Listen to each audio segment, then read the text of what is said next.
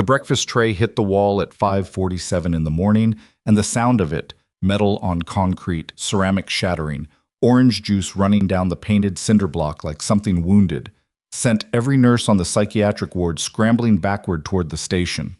A 210-pound combat veteran was screaming in a language that wasn't quite English anymore, something rawer than that, something that lived below words. Security was already radioing for backup. The charge nurse was on the phone with the attending, and every single person in that hallway was moving away from room 14. Every person except one. Before this story goes any further, if you've never been to this channel before, hit that subscribe button right now because the stories we tell here don't pull punches. Real emotion, real stakes, real drama. Hit the like button if you're already feeling it, and drop a comment telling me what city or country you're watching from. I want to see how far this story travels. Now, let's go back to that hallway, because what happens next changes everything. Her name was Mara Voss, 29 years old, 5'4", brown hair pulled back with a rubber band she'd borrowed from the supply cart 3 days ago and never returned. She wore green scrubs that were a size too big because the medium ones were always checked out by the time she got to the locker room, and she carried a pen in her breast pocket that had stopped working sometime last Tuesday, though she hadn't thrown it away yet. She wasn't beautiful in any way the hospital brochures would use. She wasn't loud. She didn't have one of those personalities that filled a room before the person did. What she had was a way of walking toward things that scared other people. She'd had it for as long as she could remember, and it had never once made her life easier. The ward at Cresthaven Veterans Medical Center in Harlow Falls, Wyoming was a 22-bed unit on the 3rd floor of the East Building, and it was understaffed on a good day. Tonight, this particular Tuesday in early November, with a wind chill outside that had dropped to 11 degrees and a heating system that was losing its argument with the cold, it was barely functional. 2 nurses for the night shift, 1 security officer, an attending who was technically on call but physically in the cafeteria 2 floors down. Mara was the second nurse. She stopped outside room 14 and looked through the reinforced glass panel in the door. The man inside had flipped his bed. Not just the mattress, the actual metal frame, and it weighed close to 80 pounds. The breakfast tray he'd thrown had taken out the wall-mounted television on its way down. He was standing in the middle of the wreckage in a hospital gown that was too short for his frame, chest heaving, fists at his sides, and his eyes were somewhere else entirely. Not in Harlow Falls, not in Wyoming, not in any year that had a 2 at the front of it. His name was Jesse Dalton, 41 years old, former Army Ranger. 3 combat deployments, 2 of them classified. He'd arrived at Cresthaven 11 days ago in a state of acute psychiatric crisis following a string of incidents at his transitional housing unit in Casper. The intake paperwork described him as volatile, non-compliant, and a potential danger to himself and others. The staff had tried 2 different sedation protocols. Both had worked initially and then stopped working. Nobody could explain why his agitation kept escalating instead of plateauing. The psychiatrist on his case, a Dr. Russell Holt, had written in his chart 3 days ago that Jesse was demonstrating treatment-resistant aggression with no identifiable environmental trigger. Mara had read that note and thought, "You're not looking at the right environment." But she was a nurse, a staff nurse, not even charge. She was 29 and had been at Cresthaven for 14 months, and the organizational chart made very clear where her opinion ranked. She pushed the door open anyway. "Get out!" The voice came from somewhere deep in Jesse's chest, gravel and broken glass. "I'm not doing this." "Okay," Mara said. She didn't move from just inside the doorway, didn't approach, didn't hold up her hands in the placating way they'd been trained to do in the de-escalation module. That slow-motion gesture that always looked, she thought, like someone trying to calm a dog they were afraid of. She just stood there, her weight even, her voice level. "You don't have to do anything." "Then why are you still here?" "Because someone has to be." He looked at her for the first time. Actually looked at her. Not through her, not past her, but at her. She watched his eyes focus, the way a lens clicked from blur to clarity. Something shifted in the set of his shoulders. Not softening exactly, more like a suspension of immediate hostility. The difference between a loaded weapon and a finger still outside the trigger guard. "You're not scared," he said. It wasn't a question. "I didn't say that." "Your hands aren't shaking." "They were," she said. I did that part in the hallway.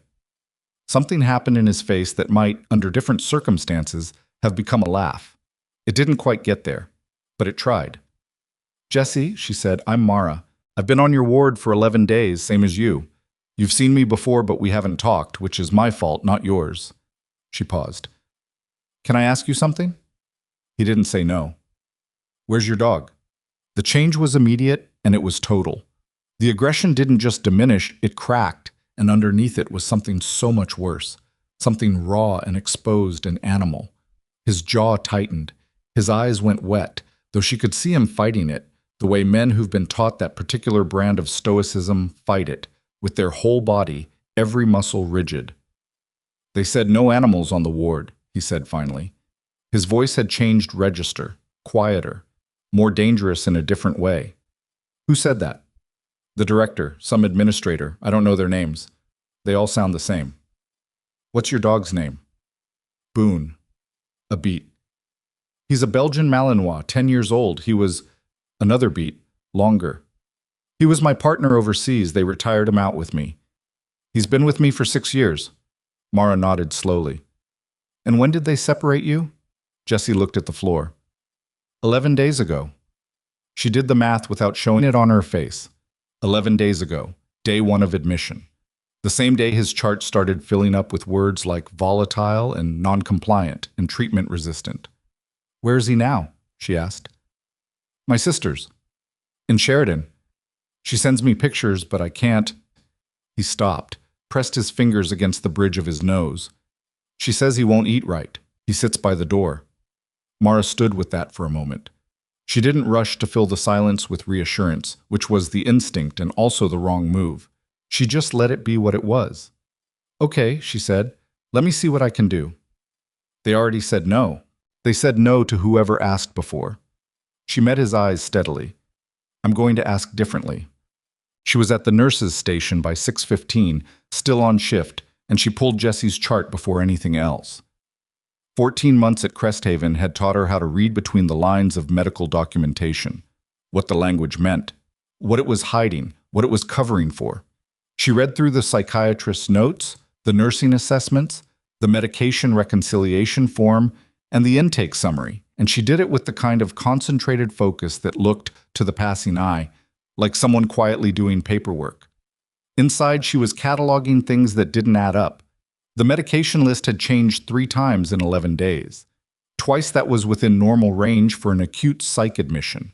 You adjusted, you titrated, you responded to what you saw. But the third change, 5 days ago, wasn't documented with a clinical rationale. There was a notation reference to a consulting physician she didn't recognize, a Dr. Bernard Weil, and when she cross-referenced his credentials in the hospital's provider directory, she got a name and a department, administrative consulting, external, and nothing else. No specialization, no clinical affiliation listed. That was strange. Mara had never seen an external administrative consultant sign off on a medication adjustment. She was still staring at that notation when the day shift charge nurse, Patrice Owens, dropped a travel mug of coffee on the counter beside her and pulled out the adjacent chair. You look like you found something, Patrice said. Maybe. Mara turned the chart slightly. You know a Dr. Bernard Weil? Patrice looked at the name. Her expression stayed professionally neutral in a way that told Mara she recognized it. He comes through occasionally, connected to administration somehow. I've never seen him with a patient. He signed off on a med change for Dalton 5 days ago. Patrice's hand stopped moving on her coffee cup. On a psych patient? Halved his anti-anxiety medication and added something I've never heard of. The pharmacology note is... Mara pulled up the page. It's vague, really vague. Patrice leaned in, read it, and leaned back. Talk to Dr. Holt. Holt approved it. Then talk to Holt and ask him to explain his rationale. He won't, Mara said. It wasn't insubordination. It was just a fact, and Patrice knew it. Dr. Russell Holt had been at Cresthaven for 19 years, and he had the institutional ego that went along with that kind of tenure. He didn't explain himself to staff nurses. He barely explained himself to residents. Then document your concern and move on, Patrice said. She wasn't being unkind. She was being realistic, which was sometimes the same thing and sometimes wasn't. Mara documented the concern. but she didn't move on. The meeting with hospital director Dr. Sandra Cole lasted 8 minutes. Mara had requested it formally, through the proper channels, citing patient welfare concerns. She'd prepared 3 pages of notes. She had Jesse's chart data, the medication timeline, the documentation gap around Dr. Weil's involvement, and a printed summary of peer-reviewed research on the therapeutic role of trained service animals in veteran psychiatric care, which she'd spent 40 minutes pulling from the hospital's academic database at 2 in the morning on her day off. Dr. Cole was 53, silver-haired, and wore the kind of institutional authority that had been carefully constructed over decades.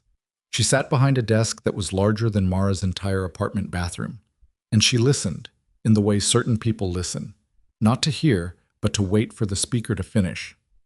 "Your concern for Mr. Dalton is noted," she said when Mara was done. "The medication change needs a clinical explanation. That's a matter for his treating physician." His treating physician signed off on an order from an external administrative consultant with no listed clinical credentials. That's not standard protocol. A pause, small and calculated. "Are you suggesting there's something improper occurring?" "I'm suggesting there are documentation gaps that I think warrant review." "By whom?" "By whoever has oversight responsibility for this unit." "That would be me," Dr. Cole said, "and I've reviewed the matter." She folded her hands on the desk. "Mr. Dalton is a complex patient with a documented history of treatment resistance. His team is managing him appropriately. Your involvement beyond your nursing duties is—" Another pause, this one with a slight emphasis that landed like a warning. "Appreciated, but unnecessary." "He's getting worse," Mara said. "His agitation scores have increased every single day since the medication change. That's not treatment resistance. That's iatrogenic. That's a clinical determination, not a nursing determination." Mara left her 3 pages of notes on the desk and stood up. She did it quietly, without drama, the way her grandmother had once told her you should deliver every important thing, without fanfare, so nobody could dismiss it as performance. "I'm going to put everything I've told you in writing," she said, "so there's a record." Cole's expression didn't change. "That's your right." What Mara didn't see as she walked out of the office was the director reaching for her phone before the door had fully closed.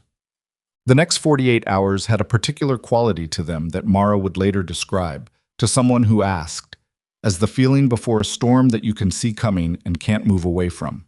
She filed the written concern. She got a formal acknowledgement and nothing else. She went back to her shifts and she did her job, and she kept watching Jesse's chart the way you watch something you know is tipping toward the edge. On the evening of the 3rd day after her meeting with Cole, she arrived for her shift and found a manila envelope in her locker. Inside was a printed document on Cresthaven administrative letterhead.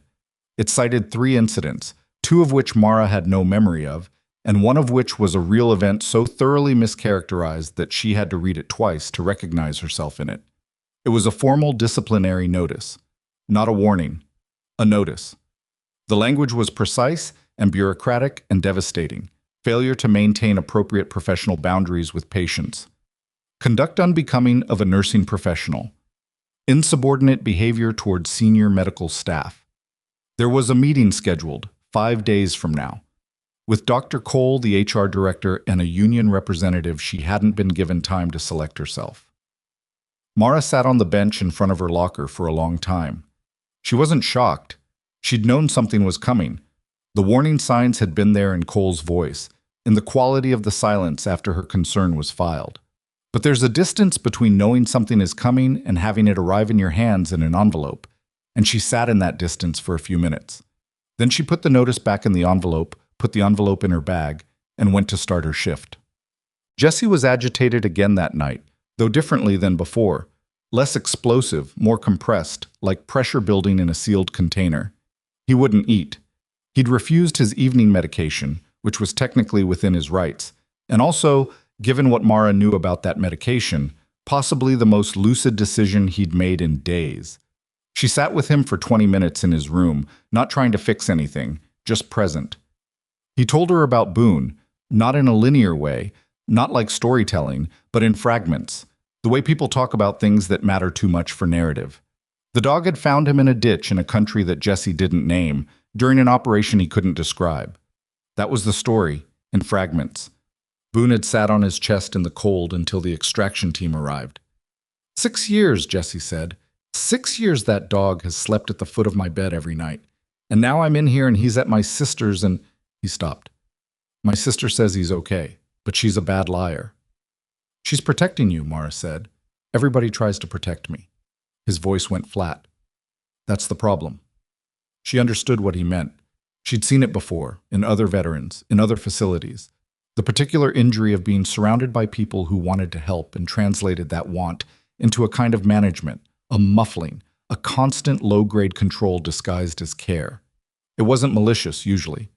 But Jesse Dalton hadn't spent 6 years in special operations, so he could be managed. She was walking back to the station when her phone buzzed. A text from a number she didn't have saved. Are you the nurse on the Dalton case? She stopped in the hallway. Typed back. Who is this? The response came 30 seconds later. Someone who's been watching what's happening at Cresthaven for 8 months. You're not the first person to notice.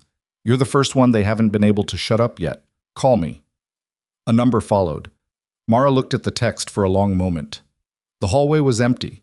The heating vents were making that grinding noise they made every night around this time, and the fluorescent light above her was flickering the way it had been flickering for weeks without anyone fixing it. She saved the number under the name M and kept walking. She didn't call that night. She wasn't ready.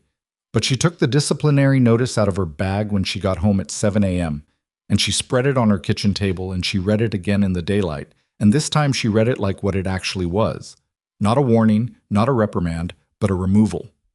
They were building the file to fire her. 5 days wasn't a hearing, it was a formality. She made coffee. She sat down. She pulled up Jesse's chart on her secure hospital access and she read it again from the beginning, slowly, every note, every order, every timestamp. The medication administered 5 days ago, the one with the vague pharmacology note, the one ordered by an external consultant with no clinical credentials. She cross-referenced the dosage. Then she cross-referenced it again. Then she pulled 3 different pharmacological databases and compared. At the listed dosage, in a patient with Jesse's documented neurological history, the compound had a known interaction risk. It was in the literature. It wasn't obscure, it was in the literature, sitting right there in 3 separate studies, and nobody had flagged it. She was still staring at the screen when her phone rang. The number she'd saved as M, she picked up. You read the chart, the voice said. Male, controlled, accent that placed him somewhere in the mid-Atlantic corridor. Who are you? She said. My name is Warren Taft. I'm a federal investigator. I've been building a case against several individuals connected to Cresthaven for 8 months, and I need to know exactly what you found in that medication order. Mara looked at the pharmacological data still open on her laptop. She looked at the disciplinary notice on her kitchen table. She looked at the window, where the first pale light of a Wyoming November was just beginning to push at the edge of the dark. I found an interaction risk, she said. Documented, peer-reviewed. Nobody flagged it. No, Warren Taft said. They didn't flag it because they didn't want it flagged. A silence. Mr. Taft, Mara said, my patient is in that building right now. I know. And someone has been deliberately manipulating his medication. I know that too. A pause. Ms. Voss, I need you to go back in there, not to confront anyone, not to do anything that gives them cause to remove you before we're ready. I just need you to keep watching, keep documenting, and do not let them transfer him. They're trying to transfer him? The silence on the other end of the line was its own kind of answer. When? She said. 3 days, Taft said. We don't know to where yet. When they move him, we lose him. Mara pressed her fingers against the table. The coffee was getting cold. Outside the window, the light was coming up gray and flat over the rooftops of Harlow Falls, and somewhere across the city her patient was sitting in a room that was making him sicker by design, and his dog was at his sister's house in Sheridan, sitting by a door, waiting. Tell me everything you know, she said. She was already reaching for a notebook. Warren Taft talked for 41 minutes, and Mara wrote down everything. She filled 6 pages of a spiral notebook, not with neat organized bullet points, but in the cramped, looping shorthand she'd developed during her years when she had to write fast and retain more than the paper could hold.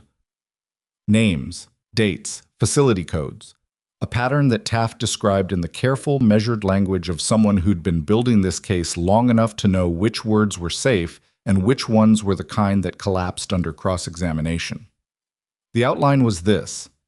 Cresthaven Veterans Medical Center was not operating alone. It was one of at least 4 facilities across 3 states connected to a network Taft's office had been mapping since the previous winter.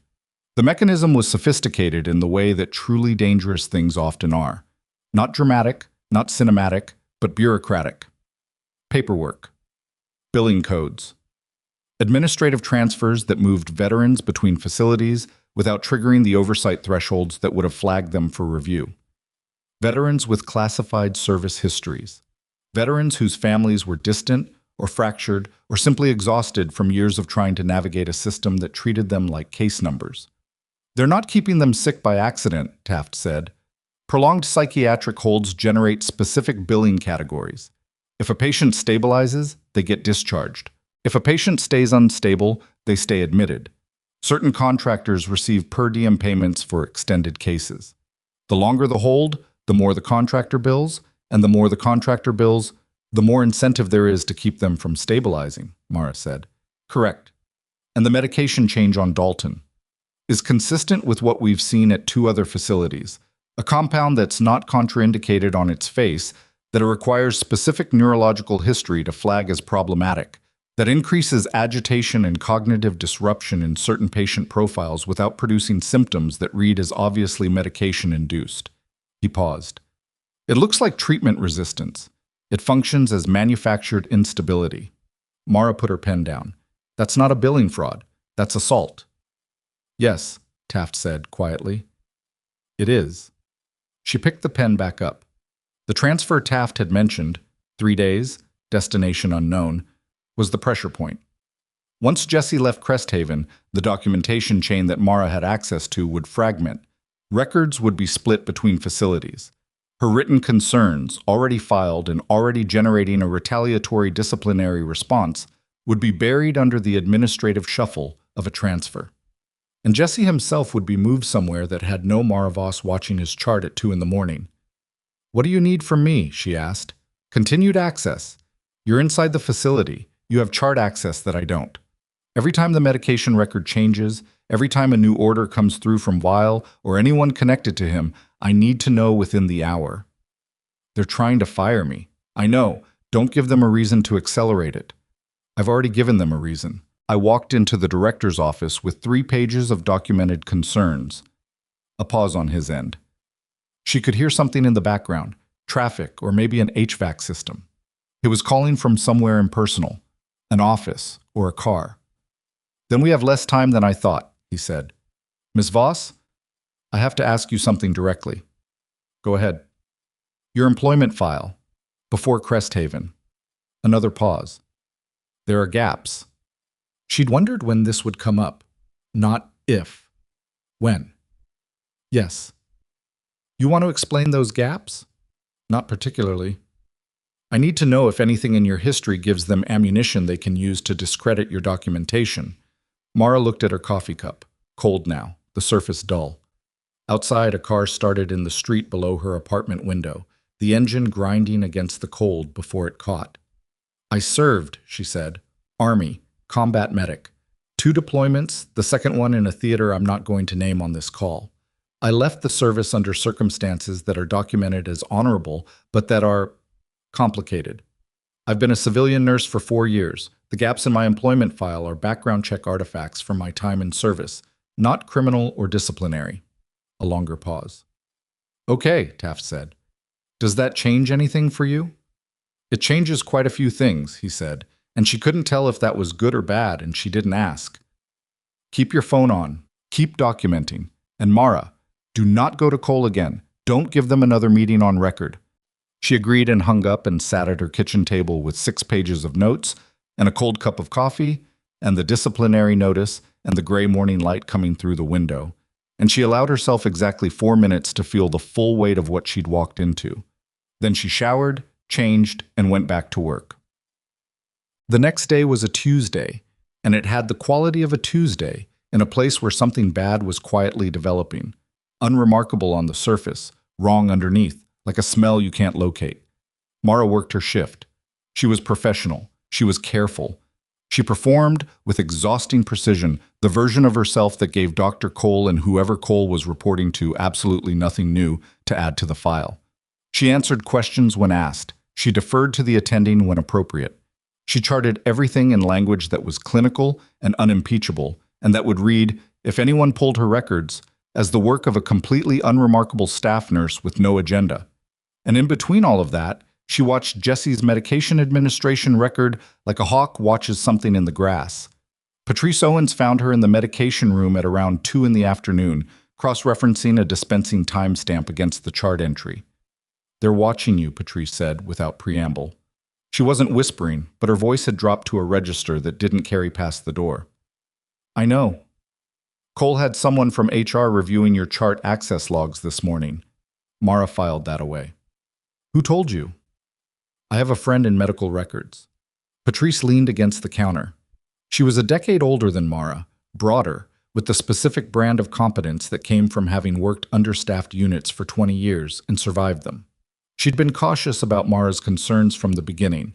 Not dismissive, but cautious, which was its own kind of wisdom. "Mara, whatever you're doing, be careful." "I'm just doing my job." "That's what I'm worried about," Patrice said. "Because your job and what you're actually doing aren't the same thing right now, and at least 2 people in this building know it." Mara looked at her. "Do you know what's happening to him? What's actually happening?" Patrice held her gaze for a moment. Then she looked at the medication cart. "The drug Weil ordered. I looked it up last night." "And?" "And it's real. It's prescribed.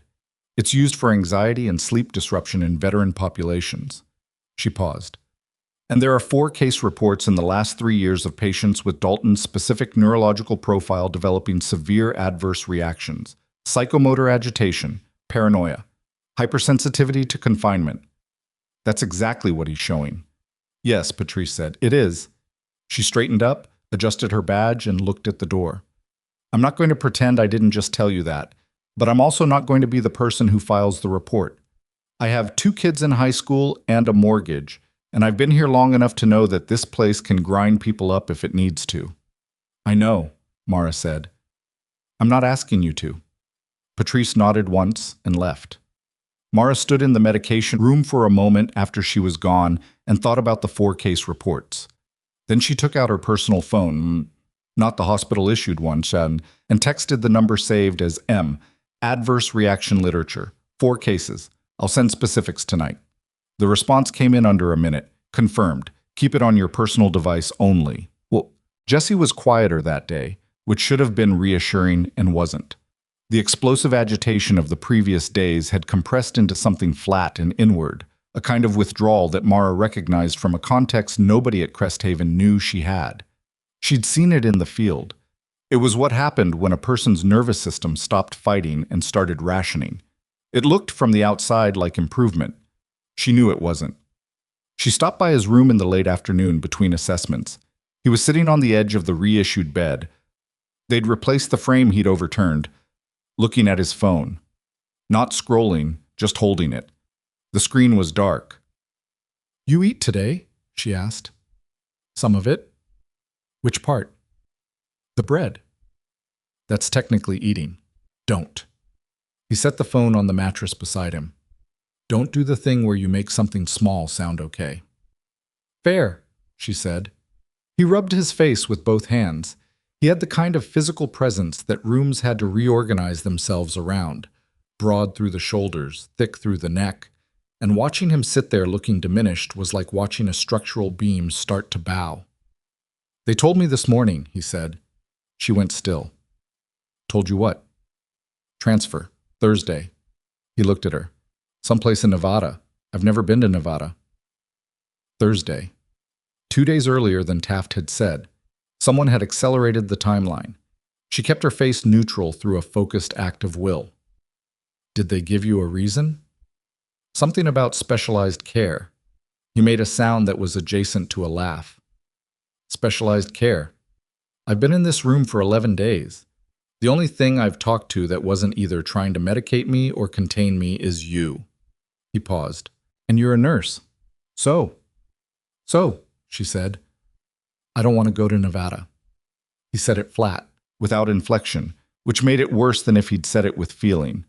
I want to go home. I want my dog back. I want to sleep in my own bed and cook my own food and not have people looking at me like I'm something that might detonate. Mara sat down in the chair beside the bed. She made a decision in that moment that she understood was probably not within the scope of what Taft had asked her to do. "Jesse," she said, "I need you to trust me for 48 hours. Can you do that?" He looked at her for a long time. "You have a plan." "I'm working on one." "That's not the same thing." "No," she said. "It's not." He looked back at his dark phone screen. "I trusted people before. Didn't always go the way the plan said. I know the feeling." Something in his face shifted. Just slightly, just briefly, the way a light changes when a cloud passes and comes back. 48 hours, he said. "Then what?" "Then either it works or it doesn't, and at least you'll know I tried." He picked up the phone, turned the screen on. His sister had sent a photo. Mara could see it from where she sat, a dog lying in a rectangle of afternoon sun on someone's kitchen floor, his graying muzzle resting on his front paws, his eyes open. 48 hours, Jessie said. She called Taft from her car in the parking garage at 6:15 p.m., engine running for heat, windows fogging at the edges. "They moved it up," she said. "Thursday, not Saturday." A silence that lasted long enough to tell her this was not good news on his end either. "Who told you?" "Dalton. They notified him directly, which means the paperwork is already done." "If the paperwork's done, they filed the transfer authorization through the regional VA administrative office. That's a different chain than the hospital." She heard him exhale. "I can try to get eyes on it, but Thursday is 36 hours. "I know. We're not ready. We have the medication documentation, we have the billing pattern, but we don't have the secondary facility confirmed as part of the network. If we move before we have that, if you don't move before Thursday, you lose the patient and the primary witness," Mara said. "His chart access, his records, his documented medication history, all of that transfers with him and gets buried under a new facility's paperwork." "I understand that." Warren. It was the first time she'd used his name, and she'd done it deliberately, to make the next sentence land.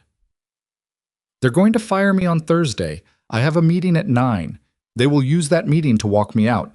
If I'm not in that building when your people arrive, I'm just a disgruntled former employee with a stack of notes." Another silence. Longer. "You're saying we both run out of time Thursday." "I'm saying the window is closing and it's closing fast, and I need to know what you actually have and what you actually need." He told her. She listened. She wrote 3 more pages in the notebook, and when he was done, she sat in the fogged-up car and looked at what they had and what they didn't have.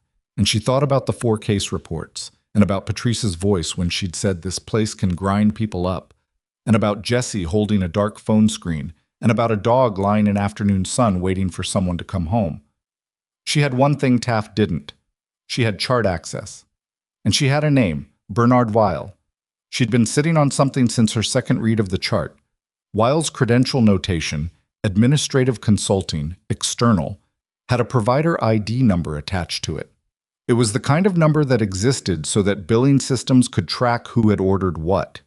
She'd written it down without knowing why, on instinct, the way you pick up a detail that doesn't fit and carry it until you understand where it goes. She typed the number into her phone's search function.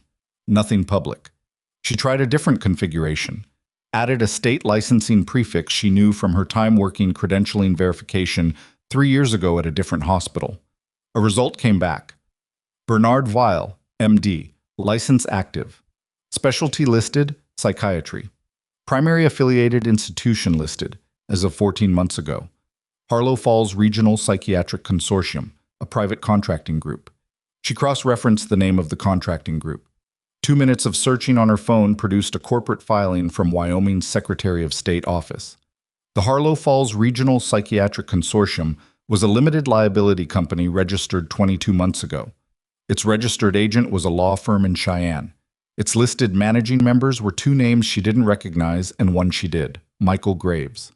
She didn't know that name from Crest Haven. She knew it from a different context, from one of the pages of notes she'd taken during her call with Taft that morning. He'd mentioned it in passing, attached to a different facility, as someone connected to the billing contractor network. She'd written it down and circled it without knowing why. Now she knew why. She called Taft back. "Graves," she said when he picked up. "Michael Graves. You mentioned him this morning in connection with a billing contractor. Pull his corporate filings. Wyoming Secretary of State. The Harlow Falls Regional Psychiatric Consortium." A pause. She heard keystrokes. Then a longer pause. "How did you find this?" "Provider ID on Wiles' credential notation. It connected to a license record. The license record connected to the LLC. The LLC has Graves as a managing member." "Mara." His voice had changed in a way she couldn't entirely read. "Graves is not a small piece of this. He's—" Another pause. "He's the contractor who holds the per diem billing agreements for 3 of the 4 facilities. If we can tie him directly to Cresthaven through Wiles' credentialing, you can tie him to the medication orders," she said, "because Weil is his physician, billing through his LLC, ordering medications that generate extended holds, which generate per diem billing, which pays Graves." The silence on the other end stretched long enough that she checked the call was still connected. "That's the chain," Taft said quietly. "That's the whole chain. Can you use it?" "With the chart documentation, yes. With the adverse reaction literature, yes. With the transfer authorization time-stamped against your disciplinary notice, yes." She could hear something shifting in his voice. Not excitement exactly, more like the sound of something that had been building pressure, finally finding a direction. "I need to make some calls tonight. Don't do anything. Don't approach anyone in that building. Go home. And tomorrow? Go to work. Act normal. And if anyone asks about Thursday's meeting, the HR meeting, tell them you'll be there." "Will I?" A pause. "I don't know yet," he said. "I'm working on it." She hung up and sat in the parking garage until the car was too warm, and then she drove home, and she did not sleep well, which was accurate to how the night deserved to feel. Wednesday arrived cold and colorless, the sky over Harlow Falls. The particular shade of white that meant snow was considering its options. Mara clocked in at 7, said good morning to the night shift nurse who looked grateful to be leaving, and went straight to Jesse's chart. The medication administration record had a new entry. Time-stamped 11:47 p.m. the previous night. A dosage increase. The same compound, 20% higher than the previous order. She stood at the chart terminal and read the entry 3 times. The order had been signed by Dr. Holt, countersigned by Bernard Wiles' provider ID. The rationale note was 4 words: continued agitation, dose adjustment. She photographed the screen with her personal phone, texted it to Taft. Then she put the phone in her pocket and walked down the hall to Jesse's room. He was awake. Barely.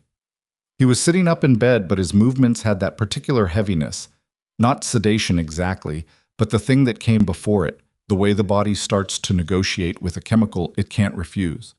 His eyes found her, but they tracked a half-second slow. "They gave you something last night," she said. It wasn't a question. "Yeah." His voice had sand in it. "Woke me up. Night nurse said it was a routine adjustment." "How do you feel?" He thought about it, which told her he was still present enough to be honest. "Like something's sitting on my chest, and my hands don't—" He looked at his right hand, turned it over slowly. "Don't feel like mine." She kept her expression neutral, and her hands still, and her voice level. Inside, something that was not clinical and was not professional was doing something loud and unhelpful that she did not have time for. "Okay," she said. "I'm going to check your vitals." She did. His blood pressure was elevated, heart rate slightly up. She documented it with language that was precise and would age well if anyone read it later in a courtroom. She was walking back to the nursing station when she passed the corridor that led to the hospital's small administrative suite, and she saw through the glass partition that there were 2 people in Dr. Cole's office. Cole was at her desk. The other person, a man, 50s, in a suit that read expensive even through 30 feet of institutional glass, was standing, and they were talking with the body language of people who are not relaxed. Mara didn't stop walking. She kept her pace completely even and let her peripheral vision do the work. She'd never seen the man in the suit before, but she'd heard a name last night, attached to a description. 50s, usually in a suit, rarely comes to the facility in person, prefers to manage by phone, and the description matched. She was at the nursing station and had her hands on the chart terminal when Patrice appeared beside her. That man in Cole's office, Mara said, without looking up. I saw him come in 40 minutes ago, Patrice said. He's not on any visitor log I can find. Does he have a name? Patrice was quiet for a beat. The woman at the front desk said he introduced himself as a regional consultant. She didn't get a card. Another beat. He went straight to Cole's office, didn't sign in, didn't badge through. Someone let him in from inside. Mara typed a message to Taft under the counter, below the sightline of the station camera she'd identified on her second day of work. Unknown male, 50s, suit in director's office now. No visitor log. Internal access. The response came back in under 2 minutes. Description? She typed it as best she could from peripheral memory. Taft's response took longer this time. Almost 4 minutes, which was long enough that she'd moved to a different task and had to check her pocket. That may be Graves. Do not interact. Do not let him see you looking. Her hand went still on her phone. Graves was here. The managing member of the LLC that paid Weil, who ordered the medications that kept Jesse Dalton sick enough to bill. He was 40 feet away in the director's office, and Mara was in a building where she was about to be fired, standing between a federal investigation and a veteran who'd just had his medication increased at midnight without a clinical reason she could defend in any ethics review. She put her phone away. She went back to the medication room and she pulled the remaining documentation she'd been compiling, not the original chart records, which she couldn't remove, but her handwritten notes, her personal device photographs, the pharmacological cross-references she'd printed on her home printer and carried in folded in her bag. She organized them into a sequence that told the story in order. Dates at the top. Medication changes chronological. Weil's provider ID. The LLC connection. The dosage increase from last night. Then she sealed them in a plain envelope she'd brought from home, addressed it to a post office box in Cheyenne that Taft had given her during their first call, just in case, just a redundancy, and walked to the hospital's internal mail drop at the end of the west corridor. She was turning back toward the ward when the door to the administrative suite opened. The man in the suit came out. He was walking toward the elevator. He hadn't looked in her direction. She had 3 seconds to decide whether to move or hold position, and she held, because moving draws the eye and stillness doesn't. He pressed the elevator button. While he waited, he looked at his phone, and then, for no reason that Mara could identify, no sound she'd made, no movement, nothing, he looked up, directly at her. She held his gaze for exactly the amount of time a nurse would hold a stranger's gaze in a hallway before looking away. Natural. Unremarkable. She dropped her eyes to the chart in her hands and started walking toward the nurse's station. Behind her, she heard the elevator arrive. She heard the doors open. She did not hear them close for a long moment. Then they closed, and the elevator descended, and she let out a breath she hadn't decided to hold. Her phone buzzed. Taft. We're moving the timeline. Tonight, not Thursday. Get Dalton's chart access logs pulled and sent before your shift ends. Do you have a secure way out of the building after 10 p.m.? She stared at the message. Tonight. She typed back, yes. Staff exit, East Building, badge access only. His response? Federal assets will be on site by 0200. You don't have to do anything else. Just make sure you're there when we arrive. Mara looked up from her phone. Down the corridor, Jesse's room was closed. The light above his door was the amber that meant a patient was resting. Somewhere in this building, a man named Graves had just left after a conversation with Cole that no one had logged. Upstairs in HR, a file with Mara's name on it was sitting in someone's inbox, waiting for morning. And Boone was in Sheridan, sitting by a door. She put her phone away and went back to work and did not let her hands shake. And they didn't, which she was grateful for, because the next 8 hours were going to require everything she had and then slightly more. It was 9:14 in the morning. The shift stretched ahead of her like a held breath. Across the ward, she heard Jesse's door open. She heard him ask the morning aide for water in a voice that was slower than yesterday, heavier, pulled down by whatever they'd given him at midnight. She picked up her pen. She documented his vitals from the earlier check. She wrote the time and the values and the clinical observation in language that was careful and clean and would survive anything. Outside the building, in the parking lot she couldn't see from where she stood, 2 vehicles she didn't know were there had been parked since 7 a.m., and the people inside them were not waiting for the snow to make up its mind. They didn't move at 0200. Mara found that out at 11:43 p.m., sitting in her car in the staff parking structure with the engine off and the heat already gone, and her phone lit up with a message from Taft that read, "Timeline pushed. Legal hold on federal entry authorization. Judge is reviewing. Stay available." She read it twice. Then she put her phone face down on the passenger seat and looked at the concrete ceiling of the parking structure and said nothing, because there was nothing useful to say. A legal hold, which meant someone had filed a procedural challenge to the federal entry authorization, and a judge somewhere was now reviewing it. And until that review cleared, the people in the vehicles outside couldn't legally enter Cresthaven for anything beyond a voluntary cooperative visit, which Cole would never agree to, which meant the 36-hour window Taft had described had just developed a complication that neither of them had factored. She drove home. She set an alarm for 5 a.m. She did not sleep in any meaningful way. Thursday arrived the way bad days often do, quietly, without announcement, with the ordinary texture of a morning that gives no outward sign of what it's carrying. The snow that had been considering its options the day before had made a decision overnight. 2 inches on the ground, more coming, the sky, the color of old concrete and moving low over the rooftops of Harlow Falls. Mara drove to work with her wipers on and her heat running and her phone on the seat beside her, and she thought about the 9 a.m. meeting in a way that was useful rather than spiraling. What they would say, what she would say, what the precise legal and procedural options were for a nurse facing a disciplinary termination in a state with a specific set of employment protections she'd spent 2 nights reading. She had a right to representation. She had a right to respond to each charge in writing before any final determination.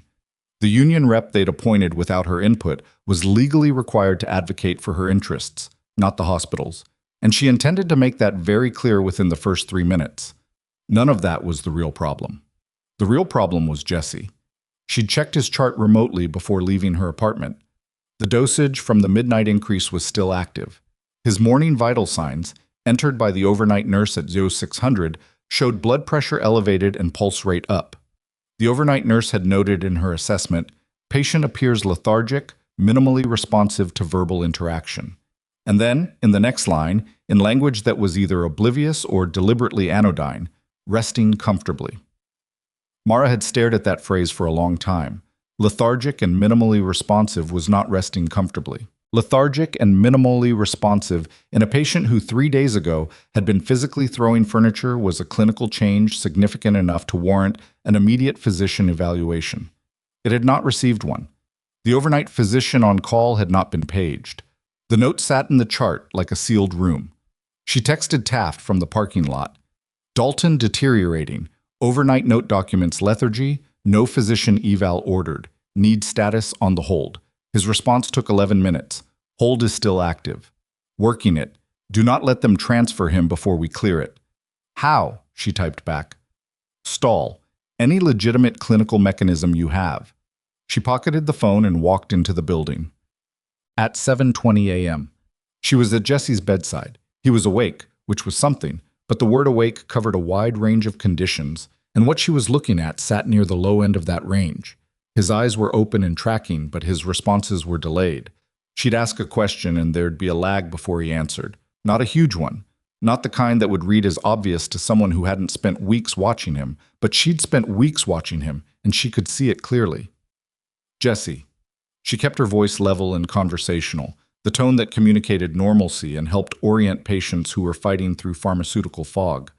Can you tell me today's date? He thought about it. Thursday. Right. Do you know what's supposed to happen today? A longer pause. Transfer. Yeah. She pulled out her assessment light, checked his pupils. Equal and reactive, but sluggish. How are you feeling physically? Any nausea, dizziness, chest tightness? Everything's slow, he said. Like, he moved his hand in the air, a searching gesture. Like I'm watching myself from somewhere else. Depersonalization. She noted it. At the dosage they'd given him, in his profile, with the adverse reaction pattern she'd mapped from the literature, depersonalization was a step on a staircase that didn't go anywhere good. I'm going to order some additional labs, she said, and I'm going to request an urgent physician evaluation. That might delay some things this morning. He looked at her with the slow tracking eyes. You're stalling. I'm providing appropriate clinical care, she said. Something moved in his face. Not quite a smile. 48 hours, he said, almost to himself. She completed the assessment, documented everything in granular detail. Every response, every lag, every clinical observation, time-stamped and specific. And she paged the attending. Dr. Russell Holt called back in 4 minutes, which was faster than usual, and told her someone had flagged the call before it was even made. What's the concern, Ms. Voss? His voice had the particular texture of someone who'd been briefed. Mr. Dalton is showing signs consistent with an adverse medication response, she said. Lethargy, depersonalization, elevated BP and pulse. I'd like an urgent evaluation before his transfer is executed. A pause. His transfer is scheduled for 10 a.m. I understand that, and I'm documenting a clinical presentation that warrants physician evaluation prior to any patient transport. Another pause, different in quality. I'll stop by before 10. I'd like it documented as an urgent evaluation, Dr. Holt, given the symptom pattern. She could hear him breathing. I'll be there at 8:30. She hung up and went back to charting and let herself feel for exactly the amount of time it took to walk from the nurse's station to the medication room, the particular exhaustion of having to fight for basic clinical standards in a building where the basic clinical standards had been weaponized against the patient. Then she stopped feeling it and went back to work. At 8:15, 14 minutes before Holt was due to arrive, Mara's phone buzzed with a message from Taft. Legal hold lifted 6 minutes ago. Entry authorization cleared. ETA on site approximately 70 minutes. Do not let them move him. 70 minutes. Holt was coming at 8:30. The transfer was scheduled at 10. The HR meeting was at 9. She did the math in the way she'd done math in other contexts, in other buildings, in circumstances where the math was about something more immediately mortal, quickly, without sentiment, with the sole objective of identifying the action sequence that kept the most critical element stable. The most critical element was Jesse.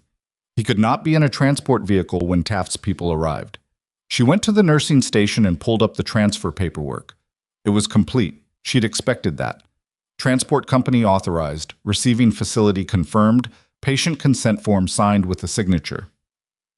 She looked at for a moment because Jesse's signature on a document agreeing to transfer in his current cognitive state raised questions she didn't have time to pursue right now. She photographed the page. Then she found the section that mattered, medical clearance for transport. A physician was required to sign off on the patient's fitness for transport prior to departure. The clearance form was blank. Holt hadn't signed it yet because he was coming at 8:30. She set a reminder on her phone for 8:28 and went to find Patrice. Patrice was in the break room with a coffee she wasn't drinking, both hands wrapped around the mug, looking at the wall. She looked up when Mara came in. They called me into Cole's office at 7, Patrice said before Mara could speak. Told me they're aware I may have shared clinical information with you that falls outside appropriate interdisciplinary channels. That's a quote. They want a written statement from me by noon. Mara sat down across from her. Patrice, I have 2 kids. I know. I'm not... She stopped. Put the mug down. I'm not able to do what you're doing. Mara leaned forward, elbows on the table. I need one thing. Just one. If Holt tries to sign the transport clearance before he's completed a documented evaluation of Jesse's current presentation, you flag it. That's all. That's your job. You don't have to say anything about medications or the LLC or any of it. Just flag an incomplete evaluation before a transport clearance. Patrice looked at her for a long moment. That's still putting myself in their sights. It's also protecting a patient, which is also your job. A silence that lasted long enough to be uncomfortable. Then Patrice picked up her coffee. I hate this, she said. I know. I hate that you dragged me into it. I know that too. Patrice stood up. He better be okay, she said, and walked out. Holt arrived at 8:34, 4 minutes late, and he was not alone. A woman Mara didn't recognize was with him, late 40s, business attire, carrying a tablet, with the specific bearing of someone whose function in a hospital was administrative rather than clinical. She introduced herself as Diane Pruitt, Patient Services Coordinator, and the introduction had the quality of a notification rather than a greeting. They went into Jesse's room together. Mara followed because it was her patient, and she had documented the clinical concerns, and she had every professional right to be present, and she did it in a way that was quiet and unremarkable and gave Holt no visible cause to ask her to leave. Holt's evaluation was fast, not negligently fast by the standards of a busy attending who'd made the assessment judgment before he walked through the door, but fast in the way that told Mara he was here to sign the form, not to evaluate the patient. He asked Jessie 3 questions. Jessie answered them with the same lag Mara had observed an hour earlier. Holt noted the pupil response, listened to chest, wrote something on his tablet. The lethargy is within expected parameters for his current medication regimen, he said, to no one in particular. His signature reaction pattern from the literature on this compound includes depersonalization at elevated doses, Mara said. Quietly. Factually. No inflection that could be characterized as challenge. Holt looked at her. Thank you for the input, Ms. Voss. It's documented in his chart from this morning's assessment. I've reviewed the chart. He turned back to Pruitt. Patient is cleared for transport. Jessie was looking at the ceiling. His face had gone somewhere careful and contained, and Mara knew that look. It was the face of someone using the last of their discipline to not say something that would be used against them. Pruitt made a note on her tablet. Transport is confirmed for 10 a.m. We'll begin prep at 9:30. I'd like the medication adverse reaction documentation reviewed by neurology before transport is finalized, Mara said. Holt's expression shifted in a small, controlled way. That's not indicated. The symptom presentation. Ms. Voss? Pruitt's voice was professionally smooth. I believe you have a 9 o'clock meeting this morning. The room went quiet. Jessie's eyes moved from the ceiling to Mara's face. I do, Mara said. Thank you. She walked out of the room and down the hall and did not stop until she reached the bathroom at the end of the corridor, where she ran cold water over her wrists for 30 seconds. A trick she'd learned in a different context for keeping her heart rate manageable when the situation required her to look unaffected. It was 8:51. She texted Taft. Transport clearance just signed. Prep begins 9:30. You have a hard deadline. His response? ETA now 52 minutes. Do not let transport team touch him before we arrive. She looked at herself in the mirror above the sink. Her eyes looked okay. Her hands were steady. 52 minutes. Yum. She walked into the 9 o'clock meeting at 9:01 with her documentation folder, her personal notes, and the name of the specific Wyoming statute protecting nursing staff from retaliatory termination written on the inside of her wrist in ballpoint ink where nobody could see it unless they were looking. Dr. Cole was there. The HR director, a man named Phil Arns, sat to Cole's right. The union representative, a woman named Greta Solis, whom Mara had spoken to for the first time by phone at 7:45 that morning, sat across from them. The chair at the end of the table was empty and pointed at Mara. She sat in it. Arns opened with the formal language, the charges, the documented incidents, the professional standards framework, and Mara listened to all of it without expression, which was a skill, because some of what he was reading was a thorough distortion of events she remembered clearly, and the instinct was to interrupt. She didn't. She wrote down the specific characterizations she intended to dispute, and she let him finish. The hospital's position, Arns concluded, is that Ms. Voss's conduct represents a pattern of professional boundary violations and insubordinate behavior that undermines patient care standards and institutional authority.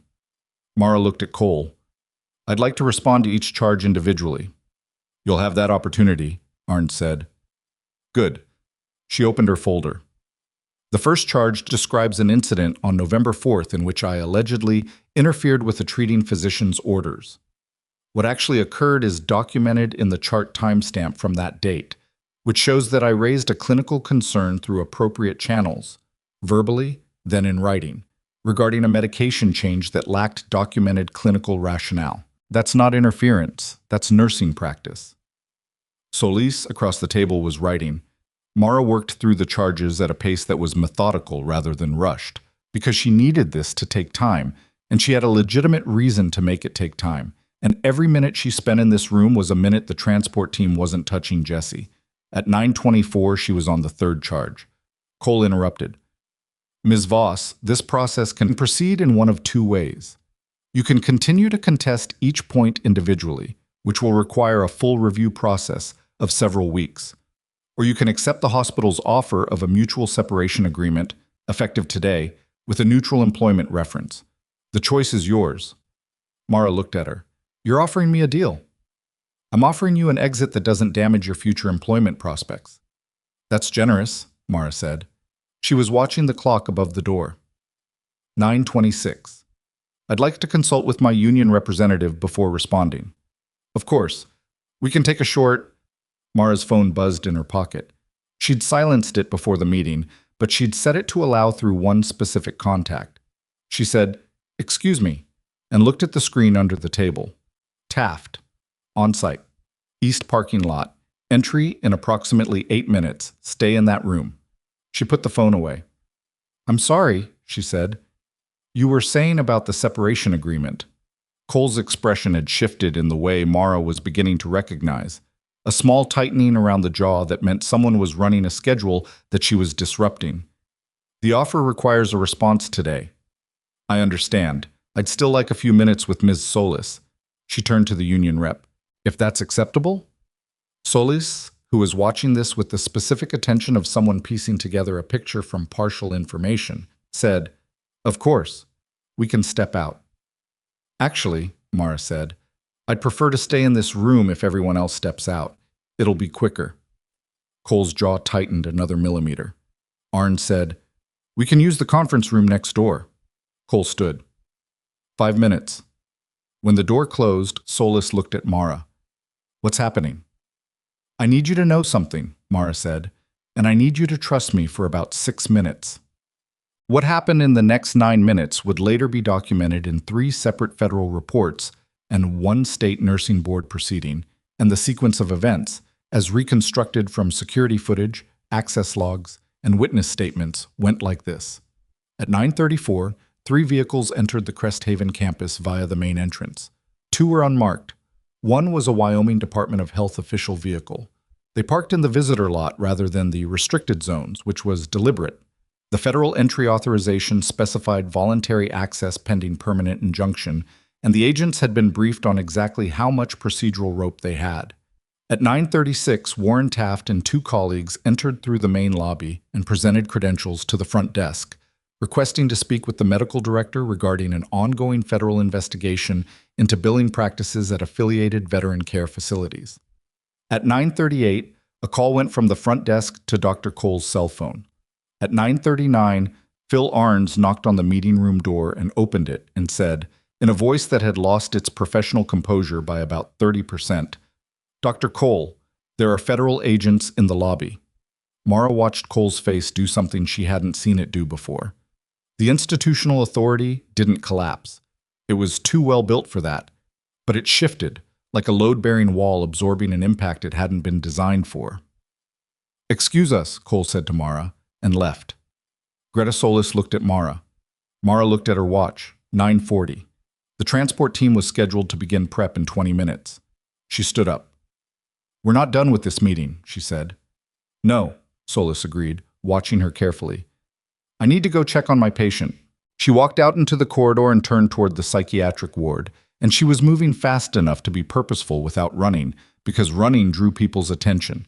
And she didn't need anyone's attention right now. She needed to get to Jesse's room before Prewitt or anyone else decided that the arrival of federal agents was a reason to accelerate the departure of a patient who was connected to an investigation. She covered the distance in about 90 seconds. Jesse's room was empty. Not just unoccupied, but cleared. The bedding was stripped. The personal items that had accumulated on his bedside table over 11 days, the phone, the water bottle his sister had mailed him, the photograph she'd seen him looking at, were gone. The door to the small closet was open and empty. She stood in the center of the stripped room and felt something shift in her chest that was neither panic nor despair, but something adjacent to both, something with edges. She turned and walked to the nursing station, fast. Where's Dalton? She asked the ward clerk. Jesse Dalton, room 14. The clerk looked at the board. He was moved. Where? About 20 minutes ago. Transport came early. Mara's jaw tightened. Where did they take him? The clerk reached for the transfer log. Transport confirmation is... She scrolled. It's not completed yet. The destination should be... She frowned at the screen. Huh. What? The receiving facility code isn't populating. It just says pending verification. She looked up. That's unusual. Mara was already turning back toward the lobby with her phone in her hand, pulling up Taft's number. He picked up on the first ring. "They moved him," she said. "Transport came early, 20 minutes ago. The destination in the system says pending verification. No facility code." A silence that was too short to be shock and too long to be nothing. "What company ran the transport?" "I don't know. I'm getting the transfer log right now." "Get me the transport company name and vehicle plate if you can." "And Mara," his voice dropped a register, "if they took him off record, we have a different problem than I've been planning for." She lowered the phone and walked back to the clerk. "I need the transport company name from Dalton's transfer paperwork, right now." The clerk, who was beginning to understand that something beyond routine was occurring, typed quickly. "Meridian Patient Transport Services. Contracted through," she read, "through Harlow Falls Regional Psychiatric Consortium." Mara put the phone back to her ear. She didn't need to say what she'd found. She could hear Taft already talking to someone else in the background, the flat, urgent language of coordination. "Mara," he said, "stay where you are. Do not leave the building. We need your statement while we're on site." "He's in a transport vehicle headed somewhere with no registered destination in the system," she said. "Driven by a company owned by the same contractor who ordered the medication that's been making him sicker for 11 days. "I know." "Warren." "I know," he said again, and in the two syllables of that word she could hear how well he understood what she wasn't saying. "We're running the plate. We have an APB contact with Wyoming State Police. We're not going to lose him." She stood in the hallway with the phone at her side and the stripped room behind her and the ward around her, continuing its ordinary morning in the way that institutions continue their ordinary operations while extraordinary things happen inside them, and she thought about a man sitting in a transport vehicle, moving through Wyoming winter, with something sitting on his chest and his hands feeling like someone else's. She thought about a dog in Sheridan, lying by a door. And then she put the phone away, and she walked toward the lobby where 3 federal vehicles were parked, and a man named Warren Taft was standing with credentials in hand, preparing to do the part of this that she couldn't do. And she walked steadily and without hurrying, because running drew people's attention, and because she was not done. The lobby was a different temperature than the ward, not literally, but atmospherically. The ordinary Tuesday morning quality of it had evaporated. 3 people she didn't know were standing near the reception desk with the particular stillness of people who were controlling a situation by not appearing to control it. The receptionist was on the phone, and her face was doing something professionally composed over something that wasn't. Taft was shorter than Mara had pictured from his voice. Mid-40s, gray at the temples, a face that had been weathered by something. Not outdoors, but time in rooms with bad news. He was talking to one of his colleagues when she walked in, and he looked up and recognized her without introduction. "Plate came back registered to Meridian," he said without preamble. "Vehicle left the campus at 9:18. State Police have a description. Highway 130 southbound is the most direct route to the Nevada transfer point, and we have units repositioning." "The Nevada facility is part of the network?" "The Nevada facility is the nexus of the network. If they get him there, we gain jurisdiction, but we lose the treatment continuity evidence," and he stopped. "We're not going to lose him on the highway. That's not going to happen." She believed him because she didn't have the bandwidth not to. "What do you need from me now?"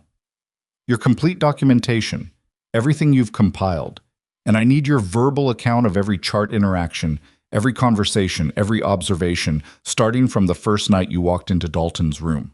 He paused. "Are you okay?" "I'm functioning." "That's not what I asked." She looked at him. "Let's do the statement." They were moving toward a private meeting room off the lobby when the elevator opened and Dr. Sandra Cole stepped out, flanked by Diane Pruitt, and a man in a suit who was not Michael Graves but had the same institutional bearing. Legal counsel, Mara guessed, called in fast.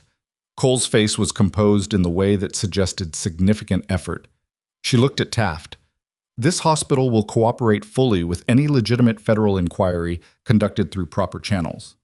"We appreciate that," Taft said. "We'll need access to billing records for the past 24 months, all medication administration records for patients in the psychiatric unit, all correspondence with the Harlow Falls Regional Psychiatric Consortium, and all credentialing documentation for any external consulting physicians."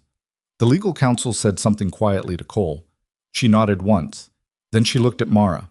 The look lasted perhaps 2 seconds. It carried a weight of recalibration. the specific quality of a person who had made a calculation about someone else and was now revising it. She said nothing. She turned and went back to the elevator. Mara watched the doors close. She knew, Mara said quietly. She didn't originate it, but she knew.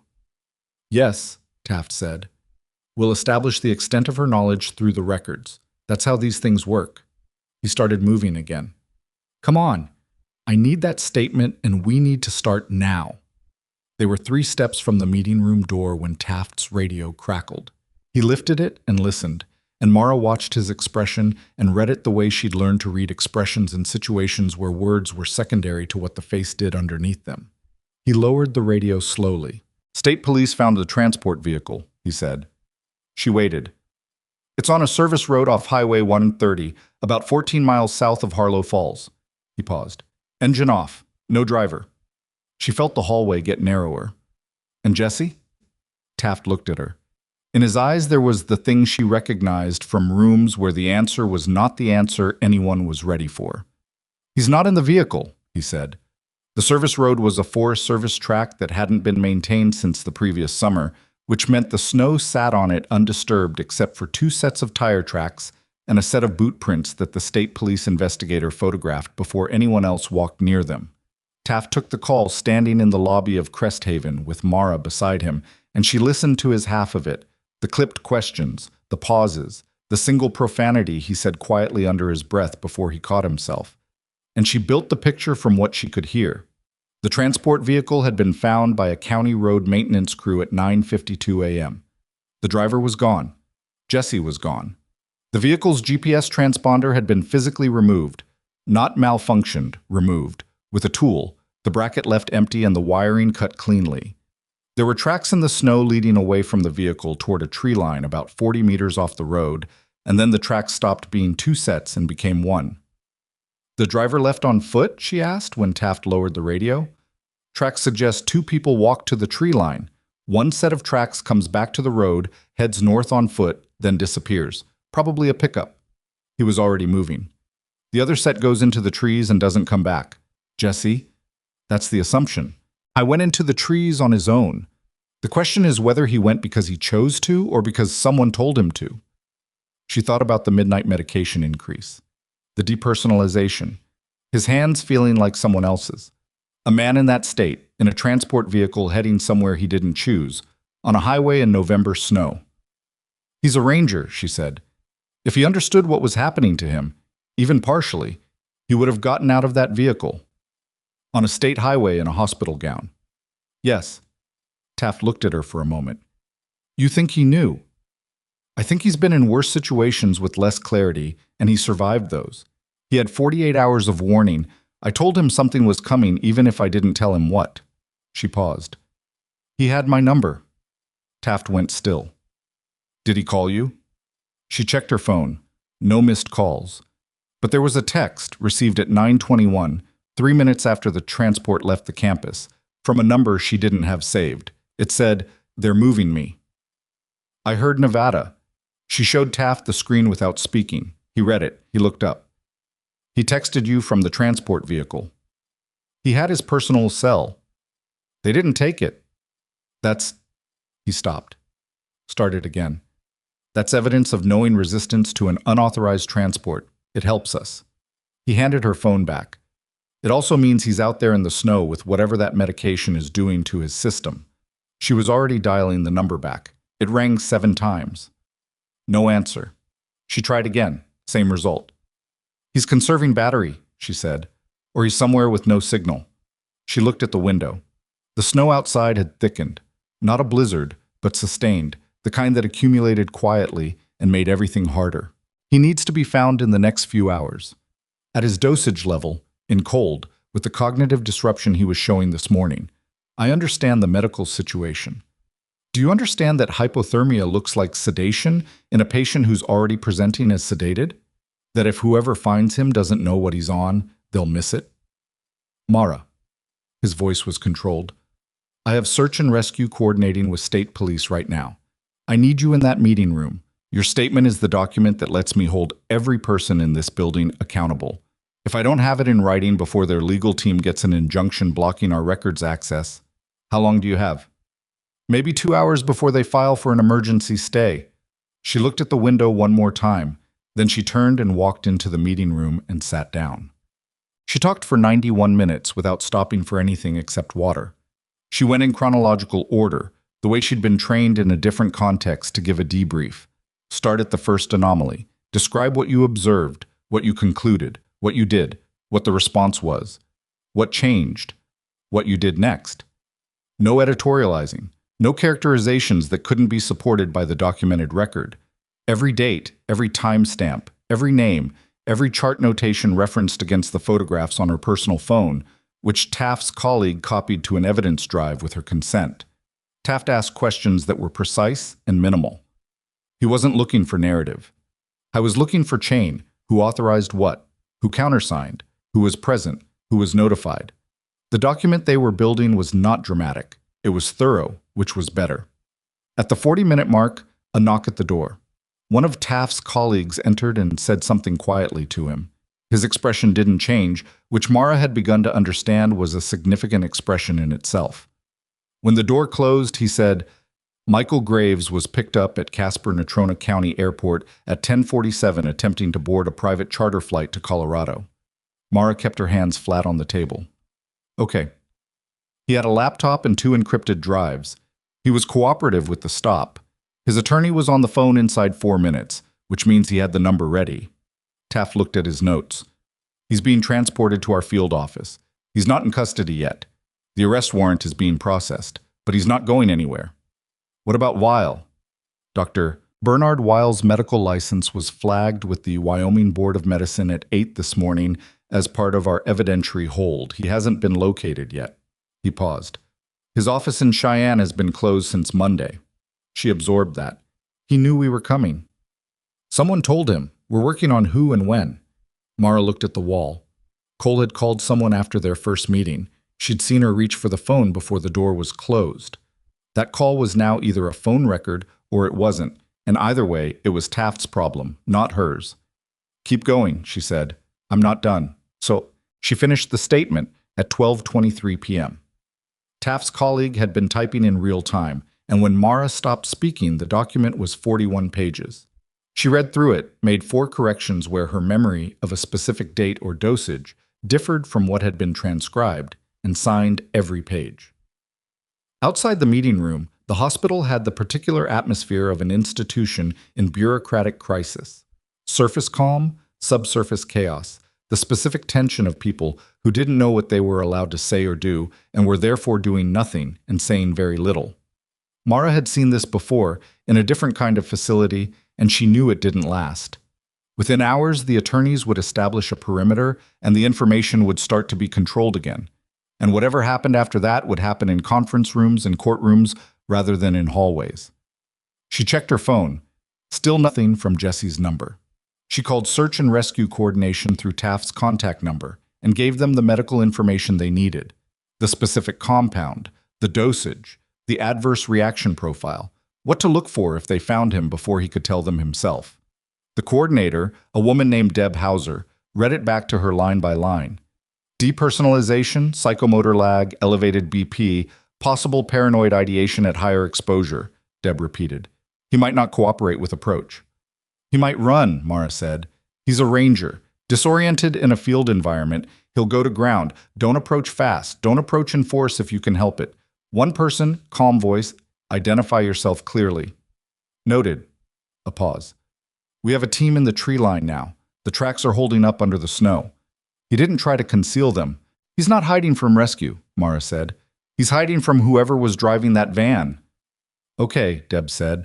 That helps. She hung up and stood in the meeting room doorway and let herself feel for 30 seconds all of the things she'd been not feeling since 5 a.m. The exhaustion, the residual fear, the complicated anger that came from watching a system fail someone so systematically and so deliberately, and then having to navigate that system from the inside to do anything about it, having to be careful and quiet and professional and strategic when the instinct was something rawer than any of that. She gave herself 30 seconds. Then she went back to work.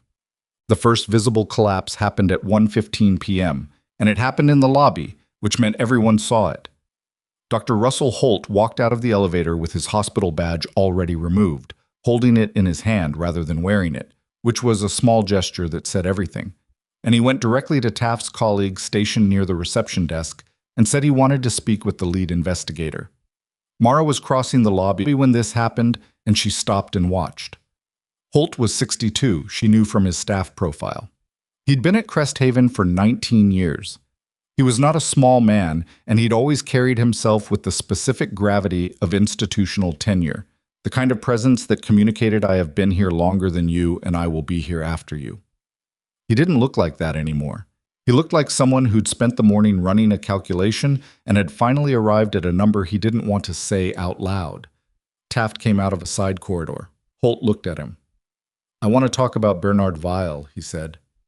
"I'm sure you do," Taft said. "I want to talk about what I knew and what I didn't know, and when. And I'd like to discuss what options exist for someone who—" He stopped, restarted. "I was told the medication protocol was approved by the Regional VA Consulting Board. I was given documentation to that effect." "Was it forged documentation?" "I believe so." He said it quietly. "Yes, I believe it was." Taft looked at him for a moment with the expression of someone who had heard many versions of this particular speech and was calibrating where this one fell on the scale between genuine and strategic. "You'll need to come with me, voluntarily right now or formally later. Your choice." Holt nodded. "Voluntarily." Mara watched him follow Taft down the corridor. She felt no satisfaction, which surprised her a little. What she felt was more like the specific tiredness that followed a long, sustained effort, the feeling in the muscles after something that required everything and was now partially released but not finished. She went back to the ward. At 2:40 p.m., her phone rang, the number she'd saved as M. She picked up. "Tell me."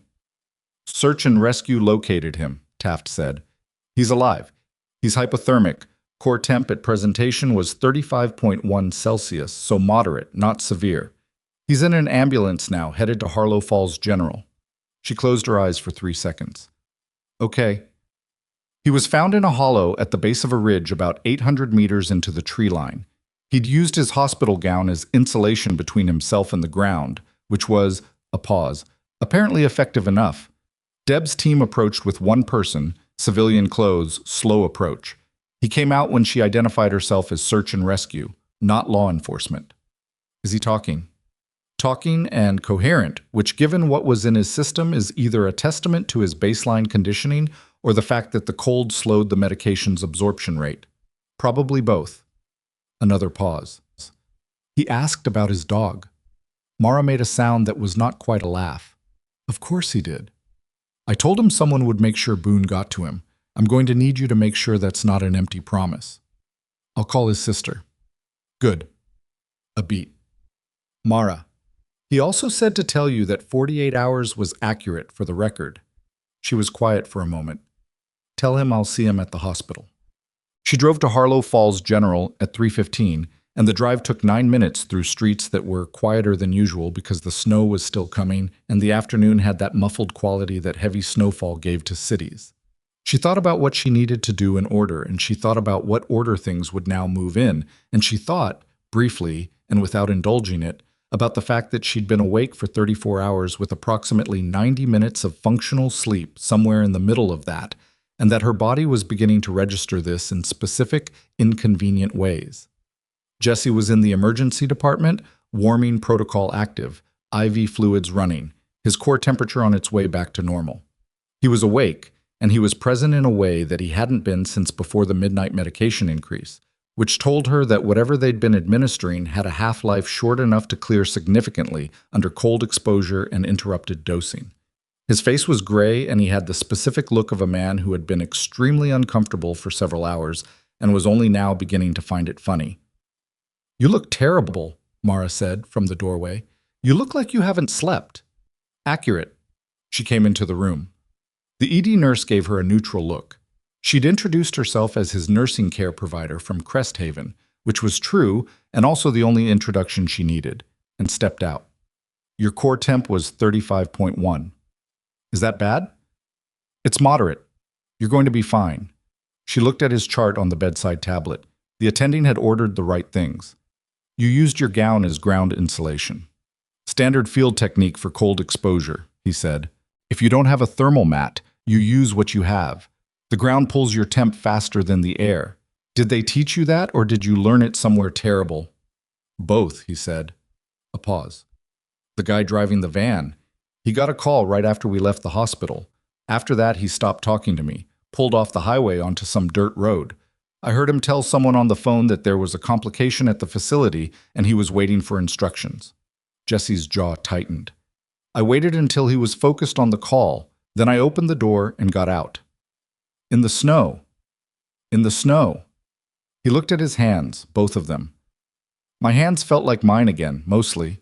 Whatever they gave me the night before, it was still there, but it was thinner. I could think around it. Mara sat down in the chair beside the bed. The medication they increased at midnight. It clears faster in cold exposure. Not ideal circumstances for clearing it, but useful, he said. But useful. He looked at the window. Outside, the snow was still coming. What's happening at the hospital? Federal agents are pulling records. The contractor who funded the medication scheme has been stopped from leaving the state. The physician who ordered your medication is missing, but his license has been suspended pending investigation. She paused. Dr. Holt came forward voluntarily. Holt. He said it without inflection.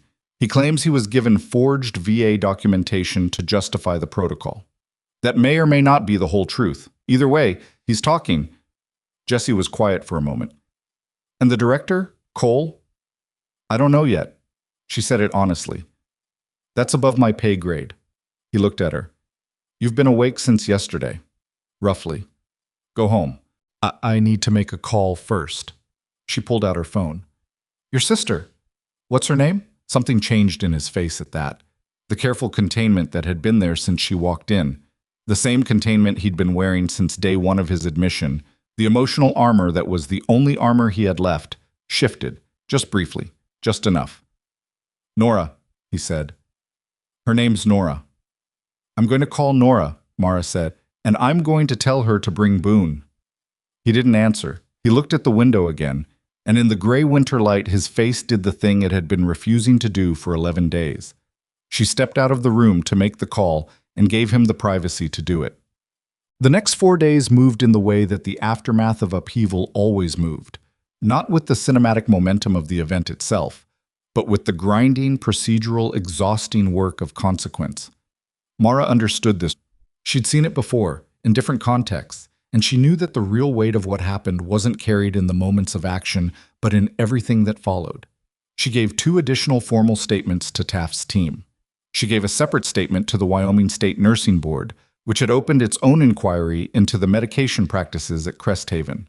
She responded in writing to every charge in the disciplinary notice, one by one, with the documentation attached, and sent it certified to the HR department and to the Wyoming Department of Health's Nursing Oversight Division simultaneously, which meant Cresthaven received the response and the oversight body received a copy before any hospital attorney could advise against acknowledging it. On the second day, Michael Graves was formally arrested.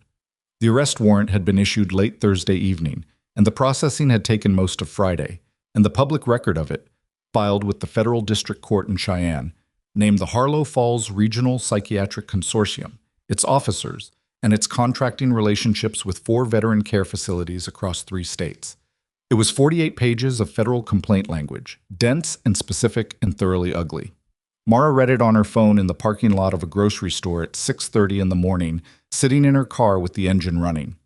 The document described what Graves had built, a billing amplification scheme concealed inside legitimate veteran care infrastructure, per diem billing for extended psychiatric holds, contracting relationships that incentivized instability, a physician, Weil, whose sole clinical function for the past 14 months had been to move through affiliated facilities and adjust medication protocols in ways that extended holds without producing obvious red flags. The documentation manipulation. The forged VA authorization letters that had been used to give cover to participating physicians, including Holt, who the complaint characterized as either complicit or willfully blind. A distinction, the document noted, that remained under investigation. 4 facilities. Across the duration of the scheme, 31 veterans had been affected. Of those, 7 had experienced medical complications attributable to the manufactured medication protocols. 3 of those 7 had been transferred to the Nevada facility, the Nexus, as Taft had called it, and had been there for periods ranging from 3 months to 8 months. Jessie had been 11 days away from becoming the 8th complication. She sat with that number for a while. Bernard Weil was located on Sunday. He was in a motel outside Salt Lake City, registered under a name that was 1 transposed letter away from his own, the kind of mistake that suggested haste rather than preparation. He had a bag with 3 days of clothing and $17,000 in cash, and a prepaid phone with 4 contacts saved in it, none of which were names that had appeared anywhere in the investigation yet, which meant the network had threads that were still being followed. Taft called her when the arrest was confirmed. "He's in custody," he said. "He's not talking yet. His attorney flew in from New York this morning, which tells you something about the level of organization above Graves. There's someone above Graves. There's always someone above Graves in these things. We'll get there." A pause. "How are you doing?" "I'm fine." "You keep saying that." "I keep meaning it." A short silence. "Cole," he said, "I wanted to tell you before it was in the public record. She's being charged with obstruction and conspiracy. Not the originating architect. She came in after the scheme was established and was brought in as a cooperative administrator rather than a designer. But she knew. The phone records confirmed it. The call she made after your first meeting went directly to Graves." Mara looked out her kitchen window. The snow had stopped the previous day, and the streets were that specific post-snow condition where everything looked clean from a distance and was dirty and difficult up close. "When will the charges be filed?" "Tomorrow morning, federal court." He paused again. "There's going to be media. I can't control that, and I won't pretend otherwise. Your name is in the investigative record. That's public by the time charges are filed. I know. Some of it is going to be... Your role will be described in ways that are probably accurate, but that might feel strange to read about yourself." "Warren," she said, "I spent 8 years doing things I couldn't talk about, and I survived the not talking about it. I think I can handle being mentioned in a court filing." He was quiet for a moment. "The 8 years," he said carefully, "is that something that's going to come up? Something we need to get ahead of?" "My service record is honorable. My discharge is documented. If defense attorneys try to use my background to question my credibility, they'll be questioning the credibility of someone who identified a medication manipulation scheme that 3 attending physicians and a hospital director missed." She paused. "I'm comfortable with that comparison." "Okay," he said, and then in a different register. "Good." The charges were filed Monday at 9 in the morning, and by noon the story was on 3 regional news websites. And by 4 p.m., it had been picked up by a national veterans advocacy outlet, and by 6 p.m., Mara's phone was receiving calls from numbers she didn't recognize. She didn't answer any of them. She was at Harlow Falls General when the first wave hit, sitting with Jessie while Boone lay on the floor between them with his head on Jessie's foot. Nora had arrived Saturday morning, the dog in the back seat, and what happened when Boone and Jessie saw each other was something Mara had observed from the doorway and not intruded upon. Some things didn't require witnesses. Jessie was tracking the news on his phone, reading in silence, and his face had the quality it had when he was processing something too large to respond to immediately. 31 veterans, he said finally. Yes. 7 with medical complications. Yes. He put the phone down on his knee, looked at the ceiling. Boone shifted, pressed his graying muzzle harder against Jessie's ankle, and settled again. If you hadn't walked into my room that first night, he said. I did, though. I know. He stopped, started again. I'm saying that matters. I know it does. He looked at her. Why did you? Walk toward it, I mean. Everyone else ran.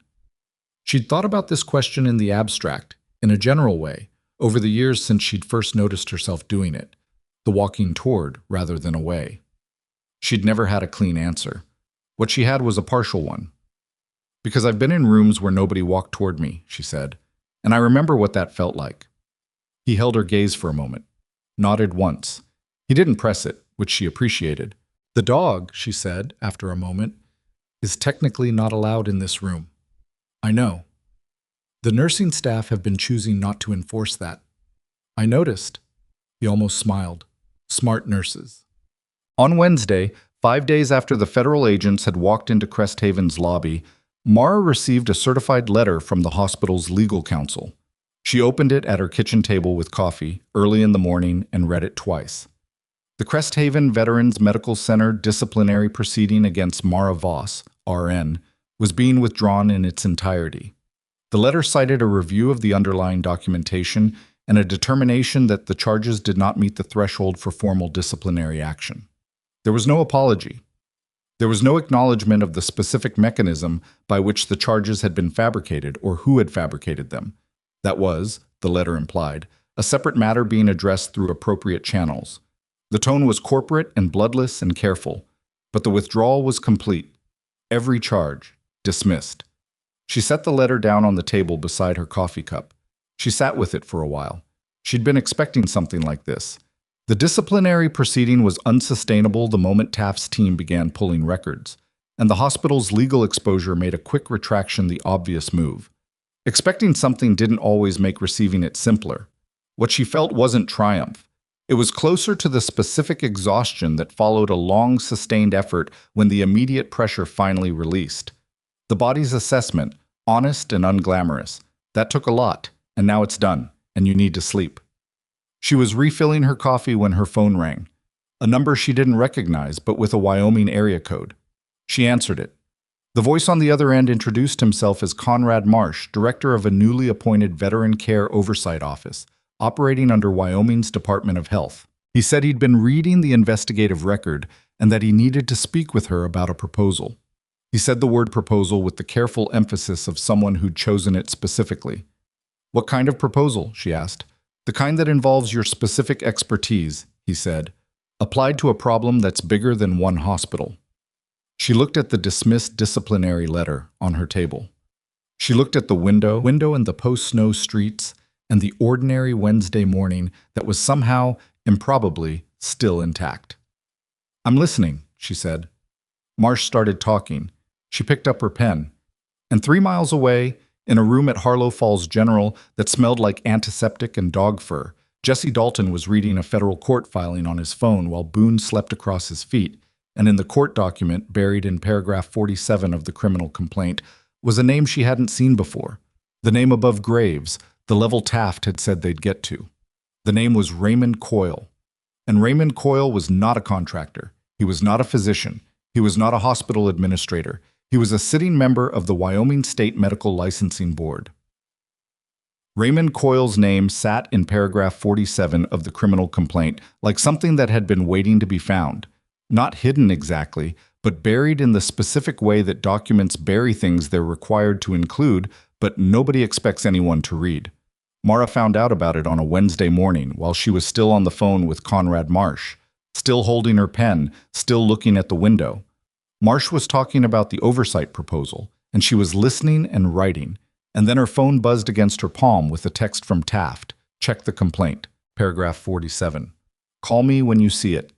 She told Marsh she'd call him back and hung up before he finished his sentence, which was rude, and she noted it and kept moving. She pulled the complaint document from her email, scrolled to paragraph 47, and read it standing at her kitchen counter in yesterday's clothes with cold coffee beside her. Raymond Coyle. 58 years old, 12-year member of the Wyoming State Medical Licensing Board, former chair of its Veteran Care Facility Compliance Subcommittee, a position he had held from the board's inception until 14 months ago, when he had stepped down citing personal obligations. The complaint described his role in the scheme as foundational rather than operational. He hadn't ordered medications or moved patients or forged VA documentation. What he had done, according to the document, was ensure that the licensing framework around the affiliated facilities remained structured in ways that prevented their practices from triggering automatic review. He had shaped the regulatory environment that made everything else possible. She called Taft. How long have you known about him? She asked. We suspected a board connection 8 months ago, he said. We didn't have Coyle specifically until Graves started talking. Graves is cooperating? Since Sunday night. His attorney negotiated a proffer agreement. He's been talking for 48 hours. A pause. Coyle was the architecture, Graves was the contractor, Weil was the instrument. Cole and the other facility directors were the local infrastructure. That's the complete structure. Mara thought about the 14 months. The 14 months during which this had operated, and the 31 veterans, and the 7 complications, and the careful bureaucratic scaffolding that a man on a licensing board had maintained to keep it all running. He shaped the compliance framework, she said, which means he knew what the framework would allow. Correct. And he structured it specifically to allow it.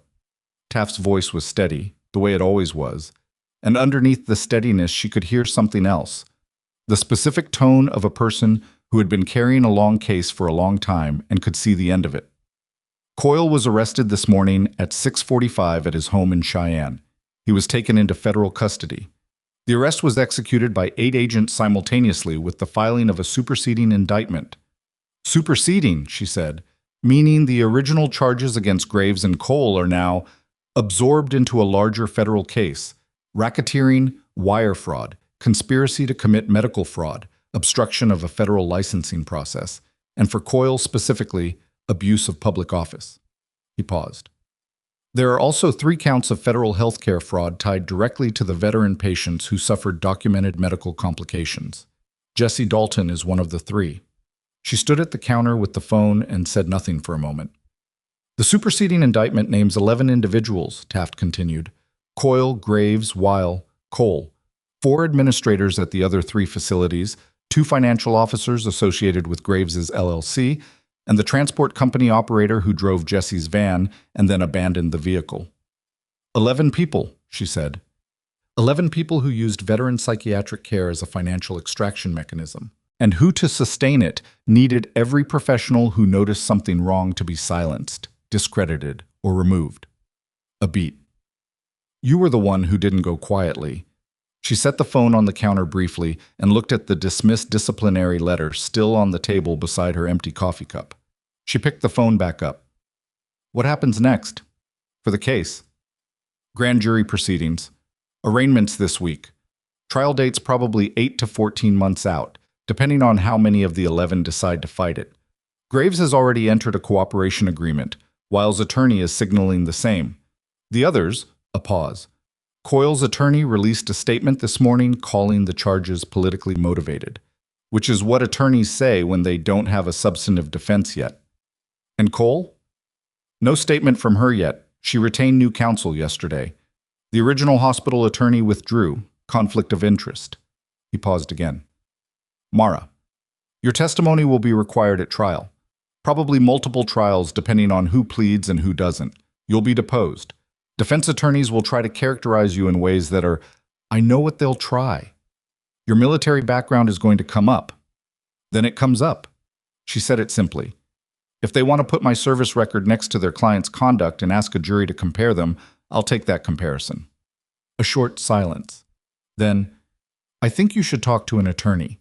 Not because you've done anything wrong. You haven't. I want to be clear. But because you're going to need someone in your corner for the deposition process who isn't me, because I work for the government. I'll find one, she said. Good. And then quietly, you know what you did here. I know what needed to be done, she said. That's not the same thing. Sometimes it is, he said, and he let that sit without pressing it, which she respected. Conrad Marsh called back at noon, and she gave him the full conversation she hadn't given him in the morning. His proposal was specific. The Wyoming Department of Health was establishing a new review mechanism for veteran psychiatric care facilities statewide, a direct response to the exposure of the Crest Haven scheme, and it needed someone to develop the clinical monitoring framework. Not just the policy language, the actual practice protocols, the red flags, the medication review triggers, the staff reporting pathways that didn't route through the same administrators they were supposed to flag. The architecture of a system designed by someone who understood both what the system should do and precisely how it could be corrupted. That's a narrow set of qualifications, Mara said. It's an extremely narrow set of qualifications, Marsh agreed, which is why I'm talking to you. She thought about the 41-page statement she'd given Taft. She thought about the 6 pages of notebooks she'd filled during her first call with him, and about all the nights she'd spent reading pharmacological databases and cross-referencing timestamps and doing the work that the system should have done automatically if the system hadn't been specifically shaped to avoid doing it. I'd want the position to include direct audit access, she said. Not advisory, direct. Define direct. I go into facilities unannounced. I pull charts without prior notification. I interview staff without administrator presence. Any medication protocol deviation I flag gets reviewed by an independent clinical panel, not the facility's own physicians. Marsh was quiet for a moment. That's a significant structural ask. That's the minimum necessary to make the mechanism functional, she said. If you want a review process that can be worked around by the same administrative relationships that made this scheme possible, there are easier people to hire. Another pause. Longer. Can you put that in writing, what you just described, with the specific process requirements? Yes, she said. When do you need it? End of the week. She looked at her pen.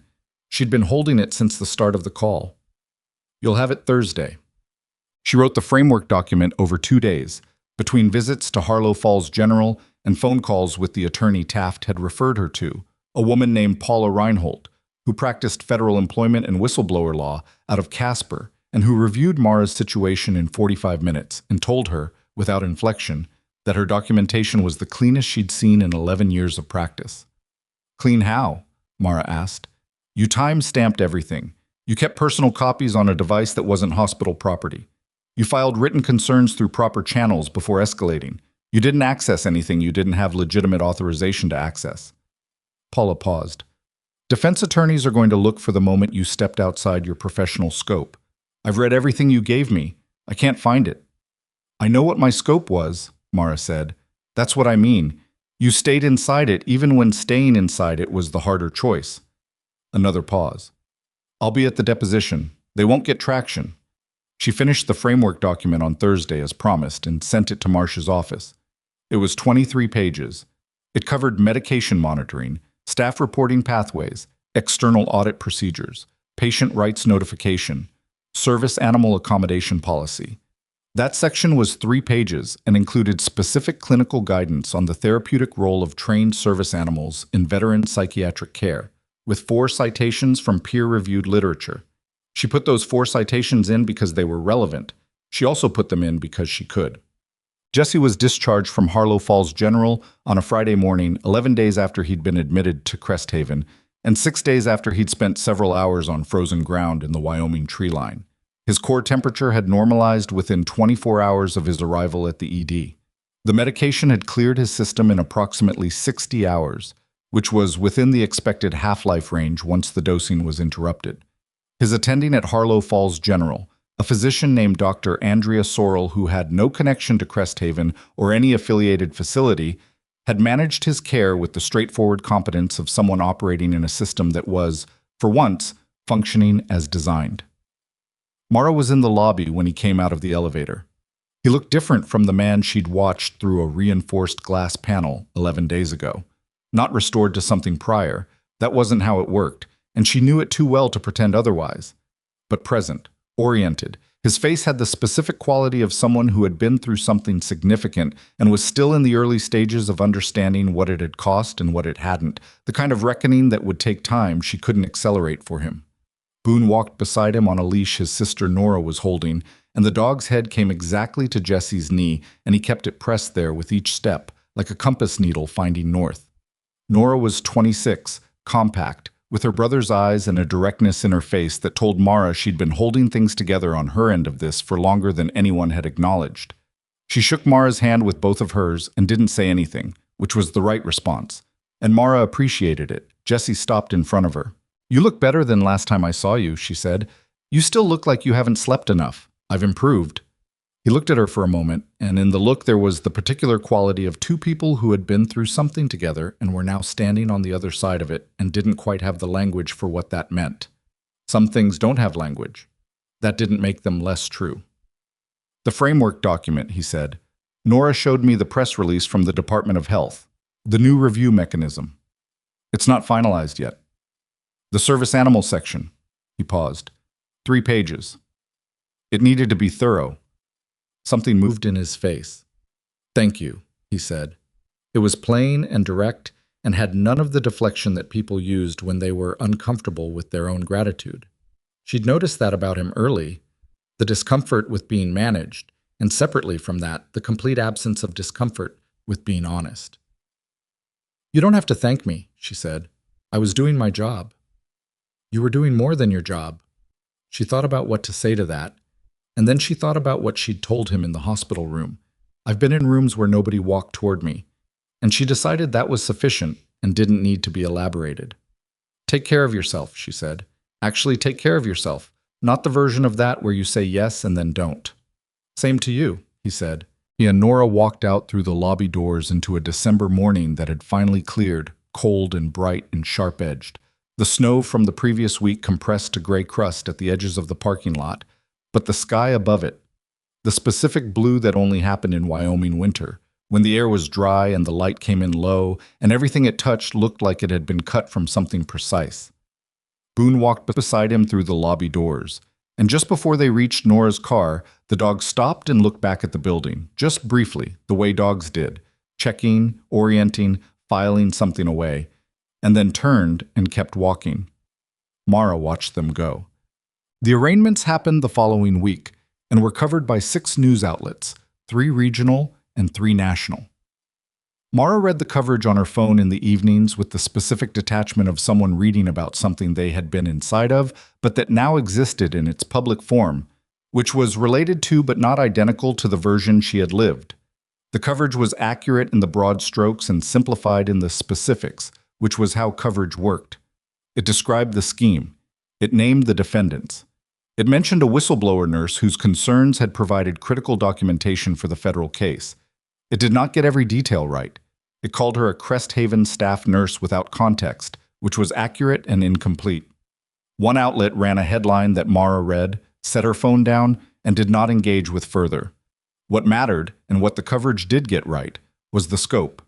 31 veterans, 4 facilities, 14 months. A licensing board member who had used his position to keep the infrastructure of accountability from functioning. The criminal complaint was specific and public, and would be entered into the federal record when the trials began.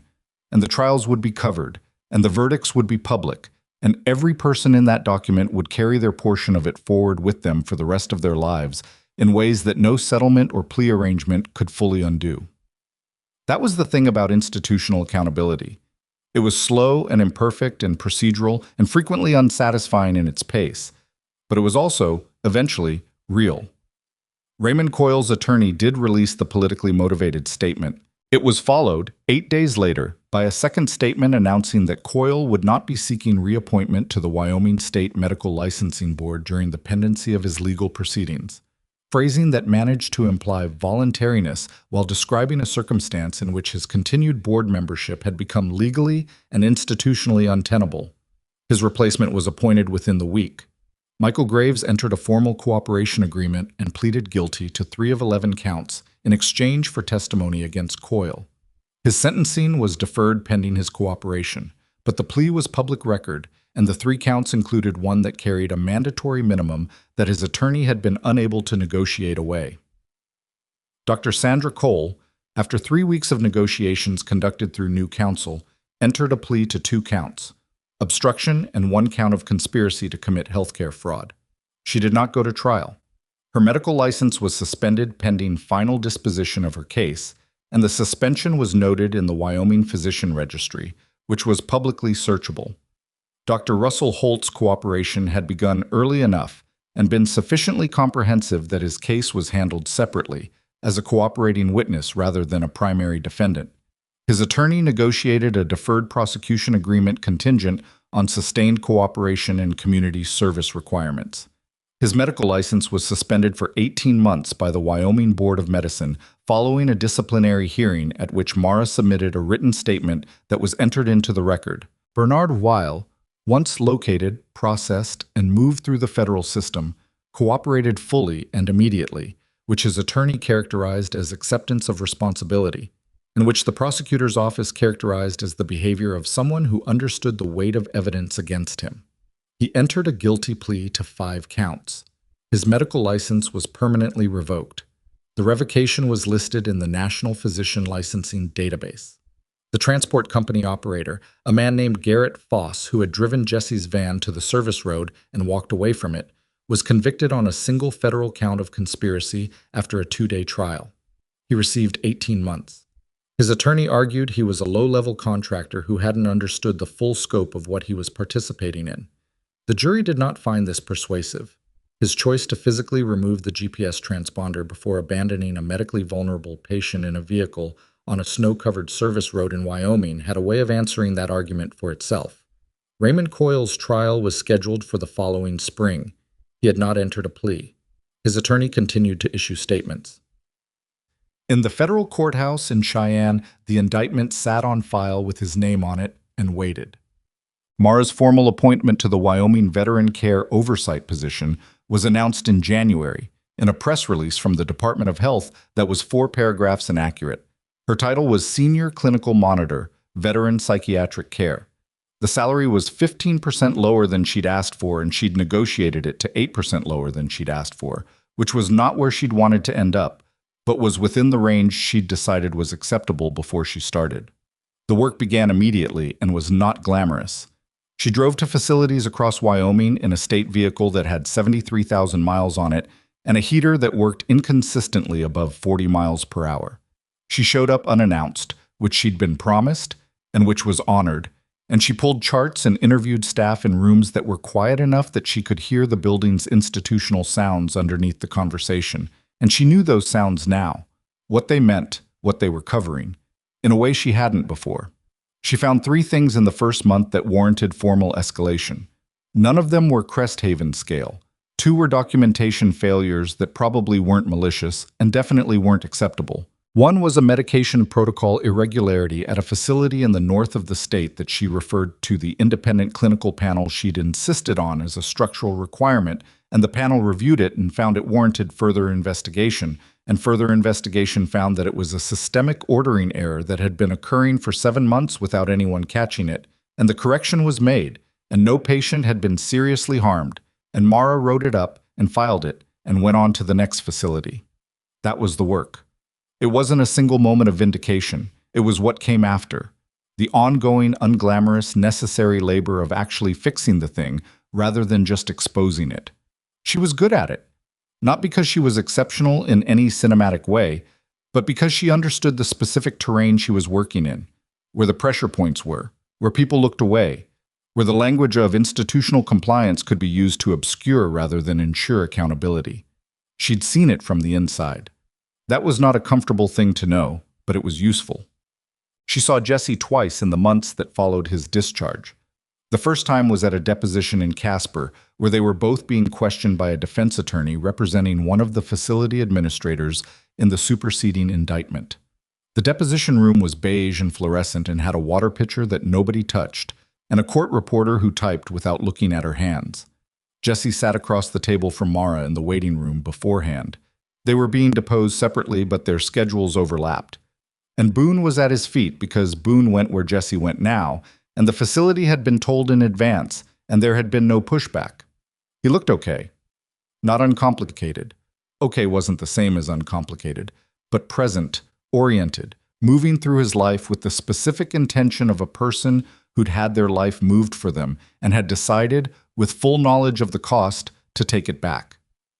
"How's the oversight work?" he asked. "Slow," she said. "Real." That's the right combination. The defense attorney had tried, in his deposition of Mara, to build a characterization of her as someone whose military background made her prone to operating outside institutional authority, a version of insubordination dressed in different language. Paula Reinhold had been in the room and had objected to 3 questions on foundational grounds, and on the 4th attempt the attorney had shifted direction, and by the end of the deposition the record showed clearly and specifically what Mara had done, when she had done it, and what her professional authorization for each action had been. The record also showed what the defendants had done, when they had done it, and what no professional authorization could justify. The second time she saw Jesse was in February, at a public forum the Department of Health hosted in Harlow Falls on veteran mental health care standards. He was there as part of a veteran advisory group that Marsh had assembled, veterans who had been affected by inadequate care and who were willing to speak about what that experience had been from the inside. He didn't speak about his own case specifically because it was still part of active litigation. But he spoke about what it felt like to be inside a system that was supposed to protect you when that system had been reconfigured to work against you. And he spoke about it plainly, without performance, and the room was very quiet while he spoke. Mara was at the back of the room.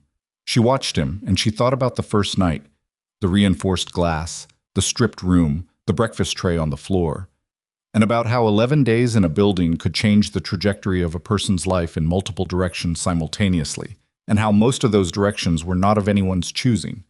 Boone was at his feet again. At one point during Jesse's remarks, a woman in the third row reached down to pet the dog, and Boone lifted his graying muzzle and accepted it with the dignified patience of a dog who understood that his job was broader than any single person. Afterward, Jesse found her near the door. "The oversight report from last month," he said, "the one about the ordering error in the north of the state. You read it?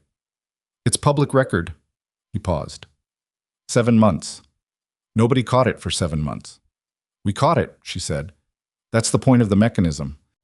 He looked at her with the expression she'd come to recognize over the months since Cresthaven. Not gratitude exactly, because gratitude had its own specific face, and this wasn't it.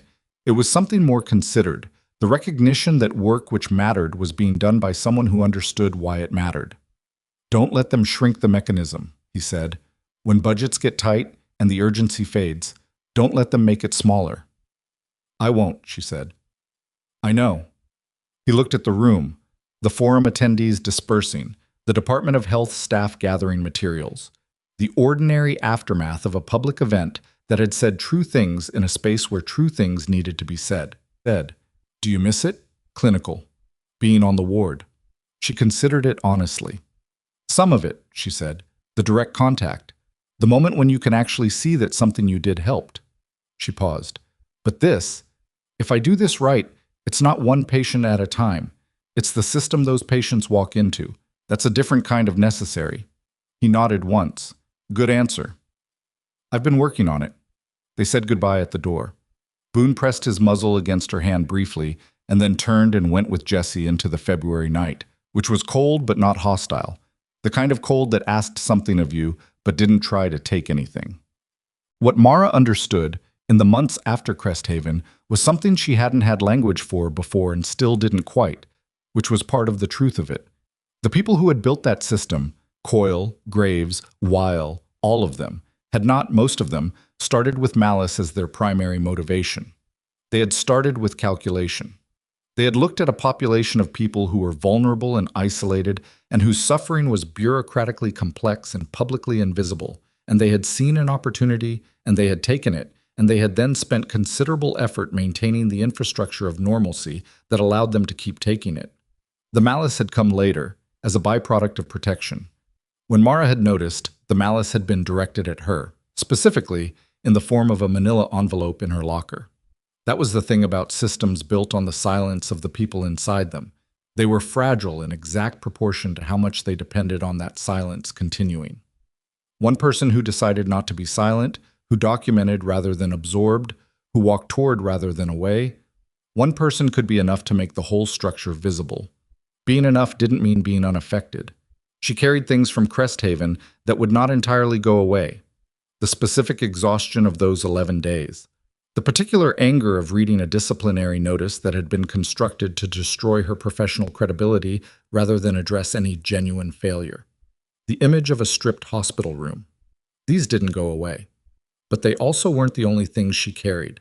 She carried the moment Jesse Dalton had said 48 hours and meant it. She carried Patrice Owen's voice saying, "I hate that you dragged me into it," which was the thing a person said when they were about to do the right thing anyway. She carried the 6 pages of notebook she'd filled at 2 a.m., and the court reporter who typed without looking at her hands, and the way Boone's muzzle pressed against Jesse's ankle, with the total confidence of a creature who knew exactly where he was supposed to be. She carried the work. In April, the Department of Health expanded her position. 2 additional monitors, trained under the protocol she'd written, began visiting facilities across the state. She supervised them, and she wrote the training curriculum, and she sat in the room while they conducted their first audits, and she answered their questions after, in plain language, without institutional softening. In May, she was contacted by a similar oversight body in the neighboring state, asking if she'd consult on their framework development. She said yes and drove to the meeting and spent 3 hours in a conference room with people who were trying to build something that functioned, and she told them what she knew, which was specific and earned. She did not appear on any list of heroes. She did not receive an award. The state nursing board sent a letter noting that a review of her record had found no basis for any disciplinary action, which was the board's way of acknowledging, without fully acknowledging, that her name had been in a process that shouldn't have existed. She filed the letter and went to work. Raymond Coyle's trial began in May and ran 3 weeks. Mara testified on the second day. His attorney did not successfully characterize her as insubordinate. The jury deliberated for 2 days and returned on all counts. His sentencing was scheduled for summer. The thing about accountability, the real kind, was that it didn't feel like the movies. It felt like a court reporter's fingers on a keyboard. It felt like a 41-page statement and a 23-page framework document in a state vehicle with 73,000 miles on it and a heater that argued with itself above highway speed. It felt like a phone call you made from a parking lot because that was the only quiet place available, and like a conversation in a February hallway after a public forum, and like the specific weight of continuing to do the work after the urgency of the crisis had faded, and the news cycle had moved on and the system was asking you, subtly and persistently, whether you really needed to keep pushing this hard. It felt like the answer being yes, because the veterans in those facilities were not abstractions. They were people who had given something that couldn't be returned, and who had walked into buildings that promised to help them, and who deserved, at the absolute minimum, to be in those buildings without someone running a calculation on their suffering. Mara Voss had not set out to be the person who understood this more clearly than anyone else in the room. She had become that person through accumulation, through 2 deployments and 4 years of civilian nursing and 11 days in a psychiatric ward where something was wrong and nobody was going to fix it. If she didn't, she was not extraordinary. She was paying attention. She was willing to write it down. She was not willing to go quietly. In a country that produced people who were willing to go quietly, that combination turned out to matter more than she'd expected. She kept driving to facilities. She kept pulling charts. She kept asking the questions that nobody had been structurally required to ask before she built the structure that required them. She kept walking toward things.